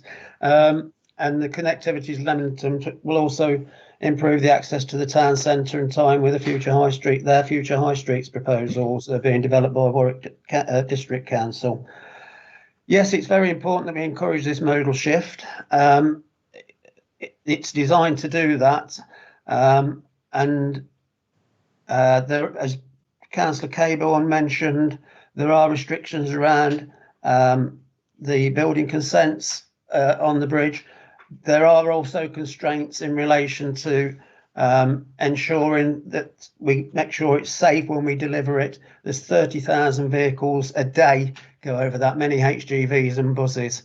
So it's a very popular and well-used route as has been identified. So what we will have to do is ensure that anything that we put in is compliant with current legislation in relation to the public's protection and safety. However, we will work wherever we can to make sure that it maintains its character within the design. Should there be separate barriers for the cycling and the traffic sort of thing, which is the intended best option at the moment. That's the scheme as it is. I think I've covered everybody's. There was something about keeping cycle groups involved. Yeah, there's definitely going to be ongoing consultation with the cycle groups and the Sustrans, as I said. Timescales. All I can give you at the moment, Sarah, is the fact we'll be hoping to start on the scheme in 2023, or estimated delivery date of 2023. How long the scheme will take is at the moment unknown, insofar as whenever you're doing bridges and structures over water, they can come with some complications, but that is the estimated date. If I can get more information, I'll get that to you as soon as possible. But that's the recommendations as set out on page 149, Leader. That this Cabinet approves the 6.645 million from the Capital Investment Fund, and then to go on to Council for agreement. Move those recommendations. Leader. Excellent. Thank you. Can I ask for support for Jeff's report on the Emscott Road corridor? Okay, and that's coming up now. Yeah, I think we have full agreement for that. Thank you very much, everybody. Great, and thank you, Jeff, for the report. I'm moving us on then to, oh, where am I? Sorry, next one is the, this next one is Jeff Morgan and Les Caborn. I think Les is going to introduce it first, and then Jeff Morgan. This is the Warwickshire Safeguarding Annual Report. The reason it's got both of them, members might remember, we now have an integrated safeguarding board. So it's both adults and children. First to Les, please. Thank you. Thank you, Chair. Yes, as you've quite rightly said, in September, we moved to one safeguarding board for Warwickshire, which is something, having done children's and adults, I always felt was a common sense way forward for continuity of care through life. And so we've just completed the first year of the joint partnership, and this is the annual report for that. And I do at this point, Chair, really like to record our thanks to Elaine Coleridge-Smith as our joint chairman of the joint board and our first chairman of the joint board, and Amrita Sharma and her team, who are the office team and do a phenomenal amount of work in bringing this all together. I'll just highlight one or two of the key changes. Obviously, the implementation of the new governance structure, and that's created opportunities to consider and respond to collectively across the safeguarding agenda. We've rolled out a new quality assurance framework, and that fulfills the role of the whole partnership, because it's not just a county council safeguarding, it is a proper partnership.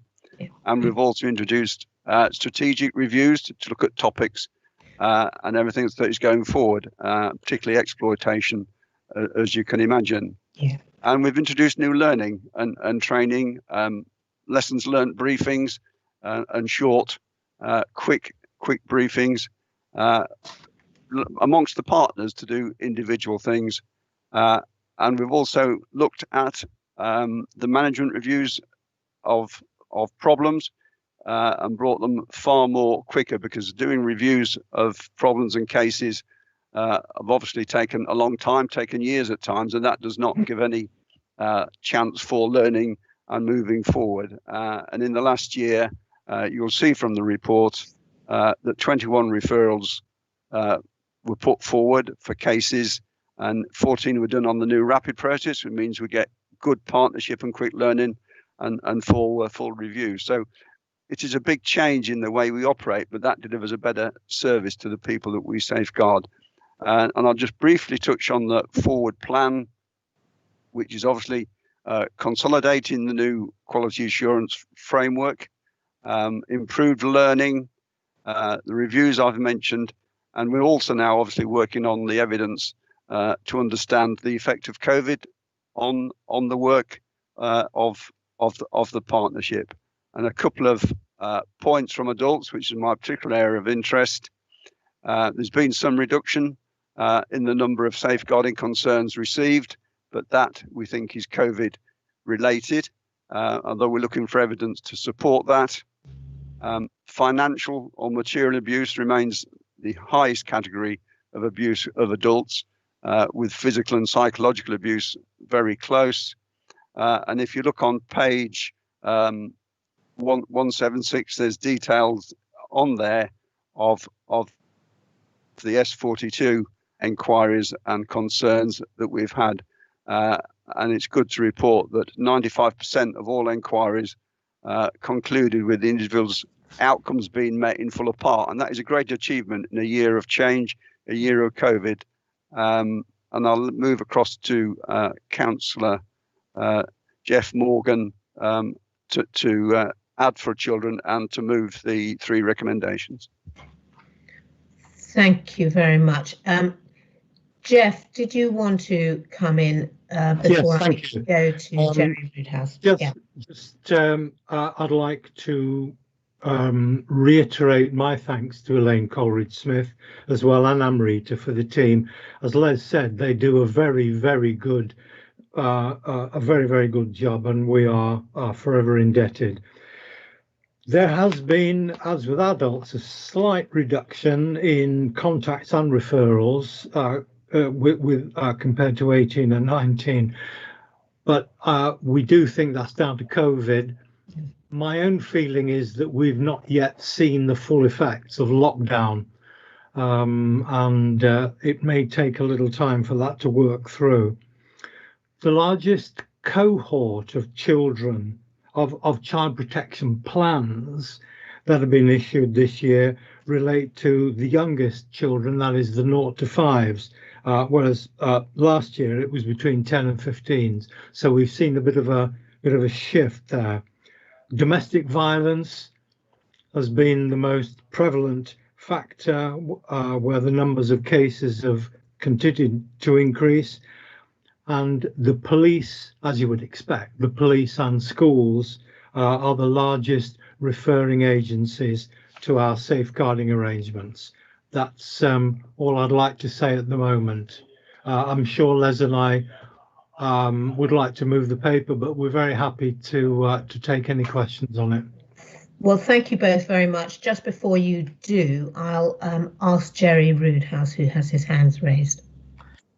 Thank you very much. Can I echo the comments of the portfolio holders in relation to the really good work that's been done in getting this together into a new safeguarding board, which can't have been easy going through that restructure at the time. It's more comment really than questions. One is, of course, this is an annual report, so it's looking back, and it's just highlighting if you like, a backwards view. And I can only echo Jeff Morgan's comments really around schools and the particular issues. And as it says on page 190, the relationship between self-harm and what's happening within schools. And I think the picture that we may have is we're not even seeing that picture anymore. It's just a fuzzy thing that is around. And that would also, I think, be around domestic abuse. So this comes back really right to the beginning of the whole cabinet agenda today. It's great to look at the annual reports and look at this information, but there must be a way of us trying to get more up-to-date live information which helps us sort of go along with this, because I do know that self-harm within schools, it is a very mixed picture on those and how they report and record it. So in some schools they would have very high figures, but actually what they're doing is recording the same child again every time an incident happens, whereas in another school it just happens the once. So I do think there's quite a lot of work to be done around that. But this post-COVID, as we move forward, I think there is a case of how do we actually have up-to-date information, so in front of decision makers like yourselves, as to how we can then shape the policies which are going to be needed to support those communities. Thank you very much, Jerry. Les, I'm coming back yeah. to you anyway. You're going to be responding on that. But I think on the first point, I'm going back to Jeff, because some of that is related to children. Is there anything you wanted to say on that before I go back to Les? No, not particularly. It may be useful for Jerry and I to have a one-to-one communication about this afterwards. I agree. I think it would be helpful for us in understanding the figures if we know that there is a consistency, obviously. Les, back to you. Yeah, just to respond to Jerry, thank you, Chair. Yeah. Yes, there have been some change in domestic and adult abuse, and I'll get an up-to-date briefing for all members, because I think it is, as Jerry has prompted, it is quite right that we do, because we are seeing some changes through COVID, end of COVID 1, and obviously we're now moving into COVID 2. So I'll see we have an up-to-date briefing in the next few days. And with that, Chairman, I'd like to move the recommendation as laid out that we receive the report. We note the progress, which I do commend to everybody, and we implement arrangements for continuing to raise awareness and understanding and the ownership of safeguarding agenda across the council, and that is very important that we do so. I move as laid out. Thank you very much, Les, and I will ask also that you express the thanks of the council to the chairman and for the work that she has been doing over the year. Thank you for raising that. And right, we are just now moving to the vote. If I can ask everyone to raise their hand. I believe that is full support to you both for that report. Thank you. Thank you very much for that. And now we're moving then on to page 197 to 238, item 8, Education Sufficiency Annual Update 2020. And you will recall this was a report that we decided to hold from last time and bring it back today. Thank you. Colin, sorry. Thank you, Leader. Yes, this is the annual update on school places and school pressures across the county. And there is considerable detail added on here. There's a whole series of appendices, and you can look at different schools in different areas and see where the pressures are. There's a mixed picture when it comes to primary. There are some capacity in some areas and less so in others. Secondary schools are all more or less facing pressures. There was, I think, for those that attended, anyhow, those few that attended, a very successful seminar last week, given by Bern Temmings on school places and things. There was an offer made both for some of those councillors who attended to have individual sessions, and I know one or two people have taken that up, and we are in the process of organising district by district wide sessions so there can be a more complete understanding not only of exactly where the pressures are being felt, but what we are doing to try and address some of it. I'm happy to take questions, Leader. Thank you very much. I have got Keith Condicourt. Please do come in, Keith. Thank you, Chair. I'd first like to thank Zoe for giving us an explanation of her case, because I think public really do have a better understanding than us relating it second hand. But there are several other cases like Zoe's in the Wellington area, mostly driven by the massive expansion of the population. And unfortunately, they're not all coming in with reception year age children. It's the massive problem is the in-year admissions, which obviously go through the whole range of ages, and many parents have two children, and at the moment they're having to fit into where there's spare in-year places around in the system. Thankfully, we've got a brand new school opening in September. It's in temporary accommodation at the moment, and we'll have 14 brand new classrooms in Wellington in September. But we're not going to be able to open 14 classes. We're going to have 4 classes open and 10 sitting empty because of the way the schools work, and the school chooses whether or not to open those 10 extra classes.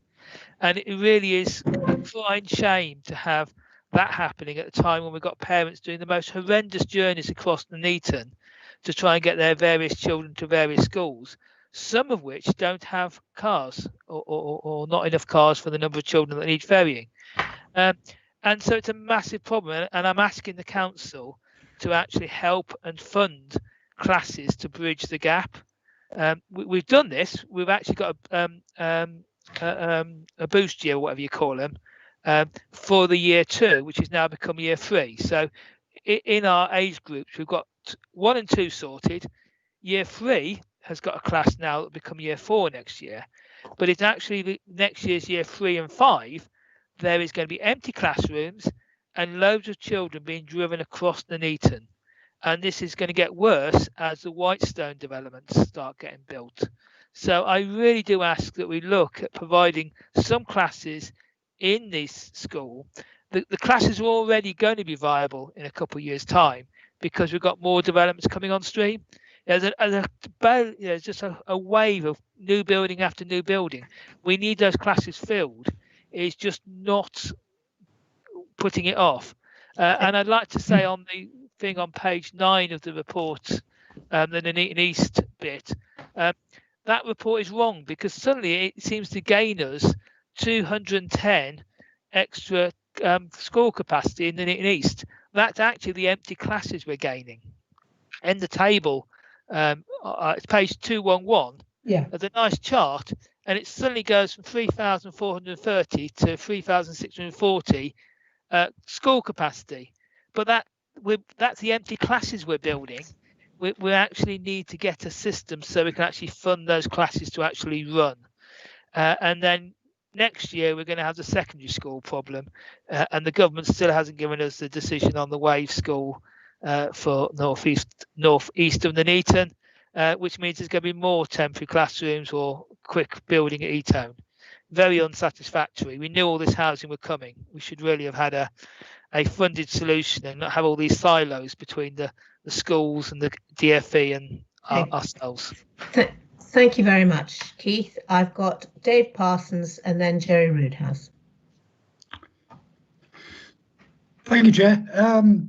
Yes, really, I want to echo what Keith has said there. And it is, I think there's a bit of a problem in terms of planning for educational sufficiency and planning for the building of homes. Local plans work on a 15-year cycle, as it were, and of course, in all but one area in the county haven't actually been formally approved yet. I think Rugby's has, but nobody else's has. Whereas educational planning is based on 5-year estimates for primary schools, 7-year estimates for secondary. Also, of course, where the local plans aren't in place, developers have considerable scope to develop outside of the local plan, essentially, or what will be. And consequently, I think what we need is a longer overview for the educational planning. I appreciate it's quite difficult because where do these figures come from? But as Colin quite rightly said, in secondary schools they are feeling the pressure. And certainly I had 3 approaches for our local secondary school at the start of the, at the end of the last academic year. And one proposal involved busing a young lady 19 miles from the village of No Man's Heath to Nuneaton Academy, which fortunately a much happier solution was found just across the border in Staffordshire. But what I think really needs to be done is to bring the local plans and the educational planning much more in line with each other. Indeed. Thank you, Dave, and then Jerry. Thanks. Similar point to Dave's, really. And I look at the figures and I look at Halton and Rugby and the particular issues around there with growth and then the local plan and development procedures that are going on. And I do look at the figures within the sufficiency statement.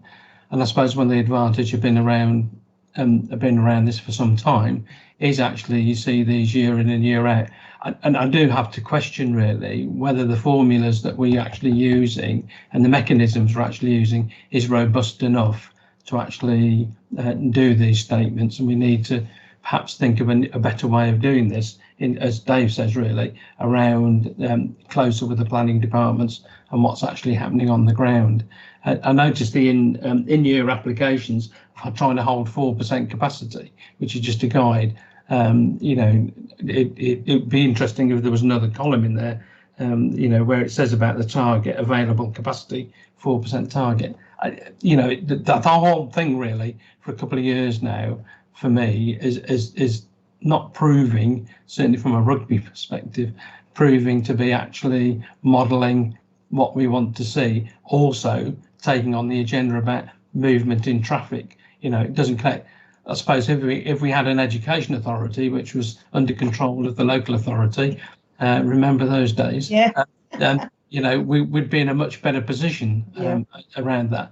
But there does seem to me that we need to possibly review or have an in-depth look at, could we make this better and sharper in light of what's happening on the ground? Thank you, Jerry. There's a couple of hands. There's Jeff Clark's hand. I just wanted to you know, this is a problem. We are, I can concur with Jerry. You know, things were easier once upon a time, but you know, they are very difficult. And when you have parental choice and empty school places, what you end up with is people running to that new school. And this was exactly the problem in Rugby some years ago, and Jerry will remember that. Brand new school, all classes opened. They didn't build out all of the local houses, the new housing thing at the time, and we ended up with a lot of children coming across Rugby, filling in the places in the new school. And when the houses were all occupied, there weren't places for local new householders, and so we ended up with people running backwards and forwards across Rugby to try and access school places. So it is a very complex science, this, and that works to the point of Keith, that you open all the places at once and they get filled up with people from other parts of the borough, and then when the houses are built out, you end up with a problem of not being able to access your local school. So it is not simple. What I do think is it would be very helpful if scrutiny had a thorough look at this to pick up the points about how it's operating and whether there is a better way of it being done. And when you look at all the consequential knock-on impacts, we need to try to take all of those into consideration when we're doing this. So firstly, I'm going to Jeff, and then Colin, I'm heading back to you on it. Thank you, Leader. I'm not going to reiterate the points that you've made, which are obviously well made, particularly in relation to the schools being filled up before you have chance for locals to be able to take places in them, and that, as you rightly identify, causes problems on the highway network, and people trying to get from A to B and C sort of thing, as Zoe identified earlier on. It's an issue, and it's one that we haven't got full control over, insofar as you rightly say as well, we're not the educational authority as we were, and we're not as cohesive as we would like to be in relation to tying up those plans with highways and school places and things. What I would say from my own point of view in relation to Nuneaton East and the division, particularly the Whitestone area, I have only this week had a meeting with the director in relation to the build of 621 houses in the Whitestone area, and alerted him to the capacity issues around schooling as we move forward. So hopefully we'll be in a better position. This paper is a very good paper, but it's only as good as when it was written. Things change quite rapidly, as Colin has said previously. So we do need to keep on top of this annually, and work as best we can to ensure that all our children get sufficient education, particularly in the north of the county, where we do have issues in relation to ensuring that we get sufficient education uplift to enable us to fill the jobs that are coming along. So I do welcome the paper. It's a challenge, and I will be supporting this paper, Chair. Thank you very much. Keith, I'm not going to open it up again. We've still got a long way to go on this agenda, and we're nearly 2 hours in. And I would suggest that we take the point that I made, that it goes to scrutiny and some thorough detailed look at how we do this planning, whether there is any better way of doing it. And if there is individual member issues, which I know that there have been, because they were all offered by the officers to talk to individual members. So Keith, I suggest that be one of the things that you do. Right, I'm going to move back to you, Colin. Thank you. I think, Leader, you've just about summarised all the responses I was going to make, so I'll move the recommendation. Oh, well, thank you for that. And can I take you back to page 197, members, and ask you to vote on whether you wish to support this, the recommendations. And hands are going up. Colin, you've got unanimous support for your recommendations. Thank you for that. Anyhow, yes, thank you, Leader. Thank you all for that. Moving on to page 239. This is Warwickshire Youth Justice Service Report 2020 to 2021, and Jeff Morgan is introducing it. Thank you. Thank you very much, Izzy. The Youth Justice Service, just to remind people, is concerned with looking after the well-being of young people who, for one reason or another, find themselves involved with the justice system. The underlying philosophy is always that these are young people first and foremost, and offenders second. So we have a different perspective on them, obviously, to the police, for instance. I must say that I think our youth justice team is one of the strongest teams we have in Warwickshire County Council. It's very, very well led.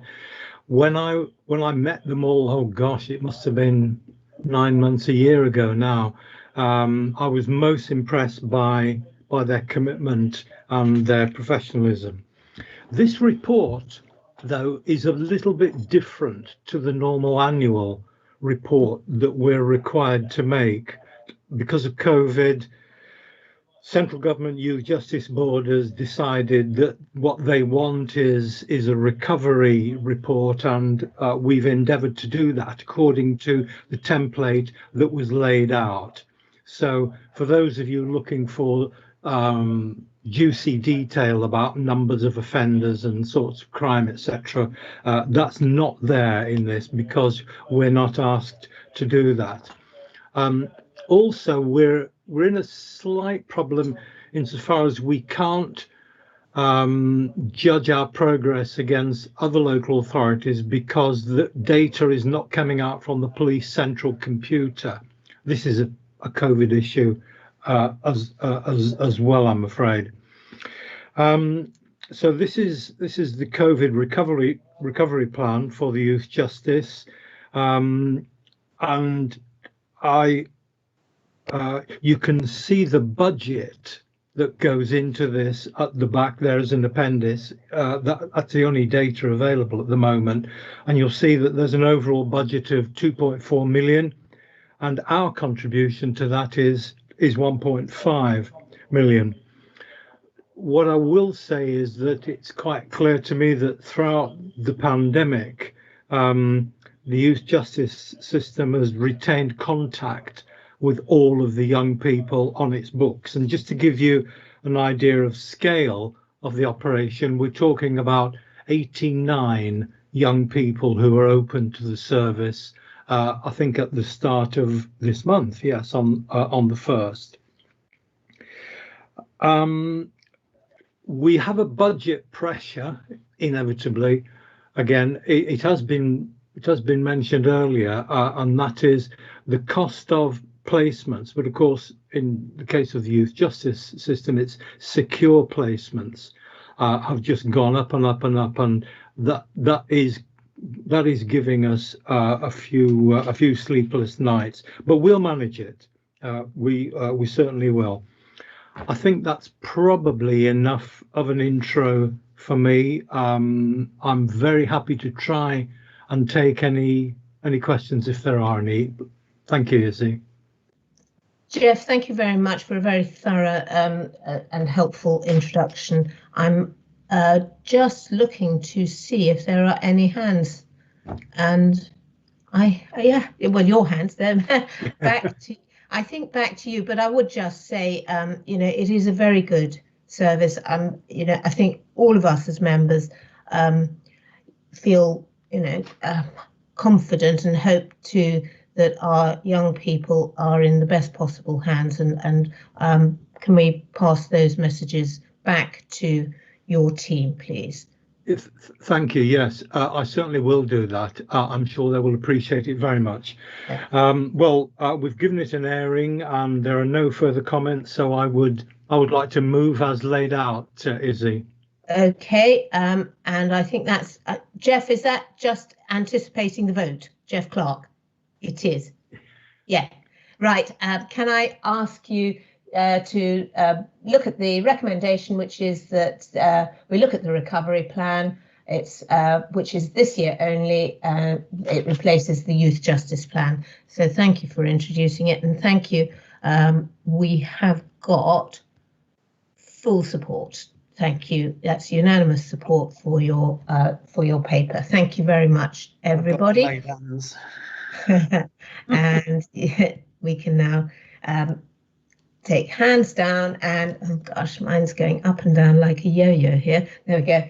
Right, and I'm going to move us then on to, I think this is the last of our open papers, and this, Cam, is yours. It's on page 255 to 288, and it's the 5G and digital connectivity report, please. Thank you, Chair. I'd like to thank, Chair, first, if I may, the author of this report, John Parmenter. You know, this report is ambitious, it's innovative, and what we do know is it's going to play an integral part in our recovery of our economy. So I'd like to thank John Parmenter for bringing it to us today. Basically, what this report is saying in a nutshell, or asking, is for us to establish a digital connectivity board, adopt a digital infrastructure strategy, and fund a digital infrastructure team to deliver it.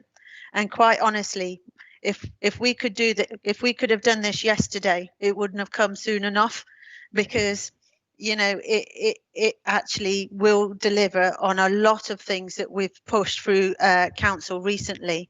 As you will recall, at its June meeting, Cabinet agreed the place shaping priorities for Warwickshire, which included the digital and 5G, that access to fast, high speed and reliable internet, which is now more important to residents than ever before, together with businesses, because we're now working from home more and really do need the investment going forward. Chair, just to the report is self-explanatory really, but the implications around, and so I will just pick up on paragraph 6, which is the financial implications around this. If we're really serious about digital connectivity and how we help to deliver the Council Plan 2025, the COVID recovery plan, the economic growth strategy, and the place shaping agenda, it really does need to be funded. And the sum is within page, I think, 261 of the report. Yeah. And it's the 6.2 where it's saying estimated funded needed to support the team is 240,000.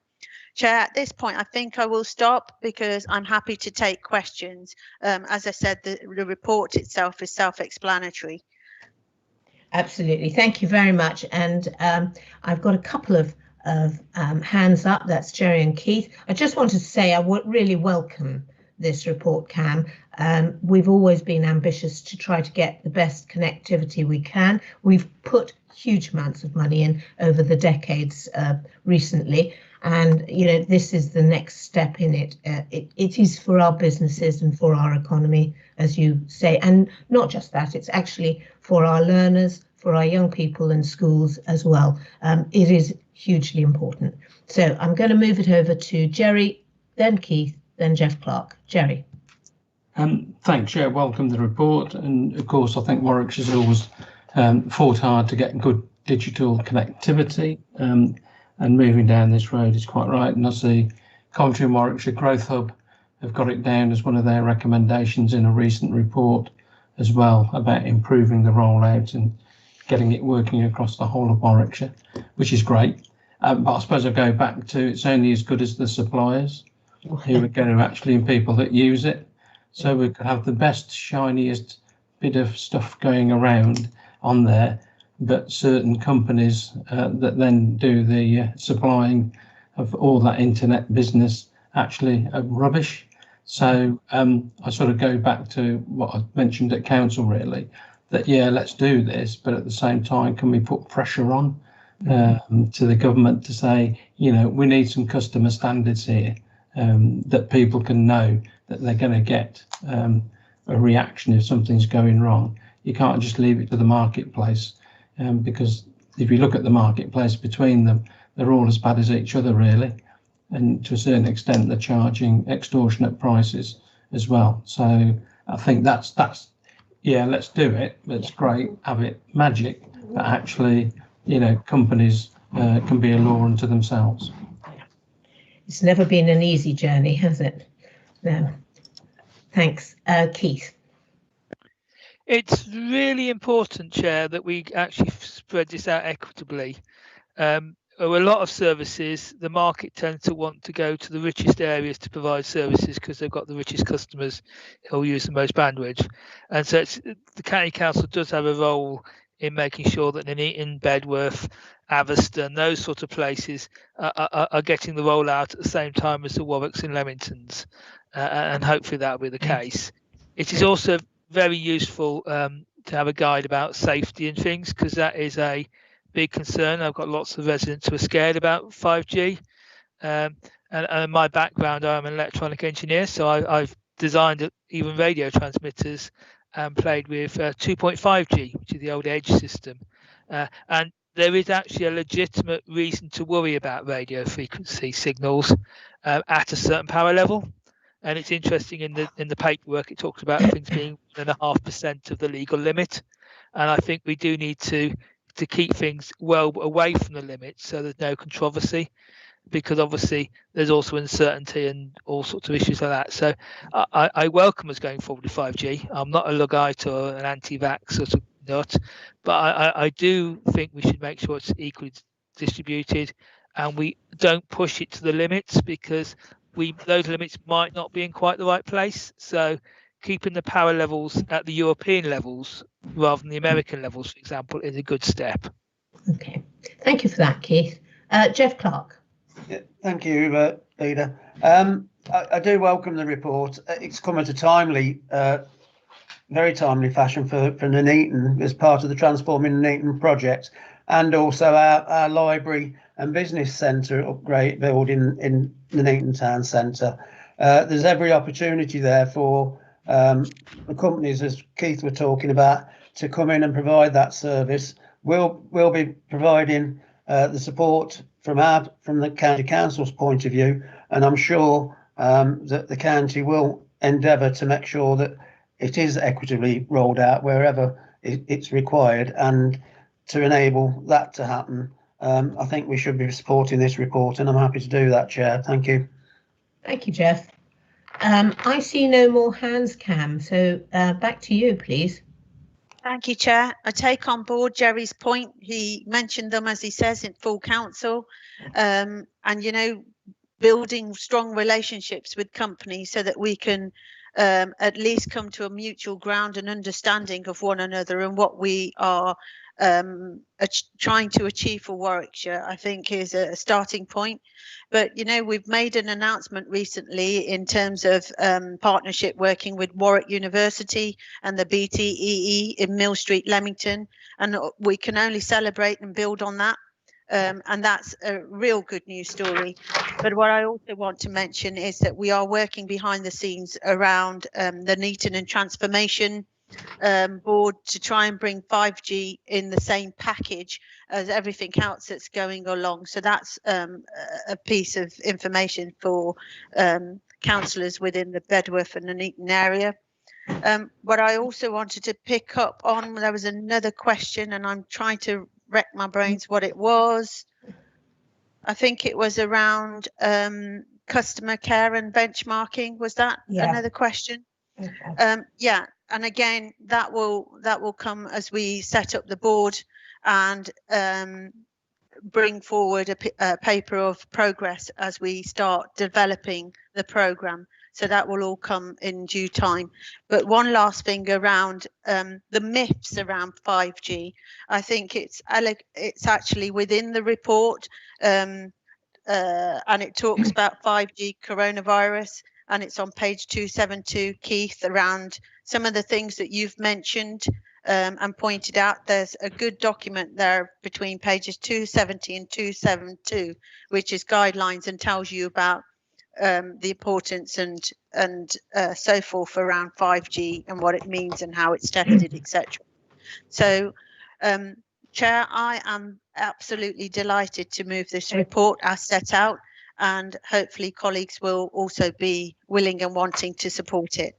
Lovely. So we're back to recommendations, 3 recommendations as set out on page 255. Please can I ask for your vote if you are in support of that. So we have 1, 2, 3. We have full support for that, Cam. Thank you. Thank you, Chair. Right. I'm very conscious of the time and how long it is. We are now at nearly 4 o'clock, I'm afraid to say, and I'm now moving the exclusion of the press and members of the public, that members of the public be excluded from the meeting for the items mentioned below on the grounds that their presence would involve the disclosure of exempt information as defined in paragraph 3 of part 1 of Schedule 12A of the Local Government Act 1972. Agreed. Thank you. Thank you all. Is there any dissension to that? No. Right. So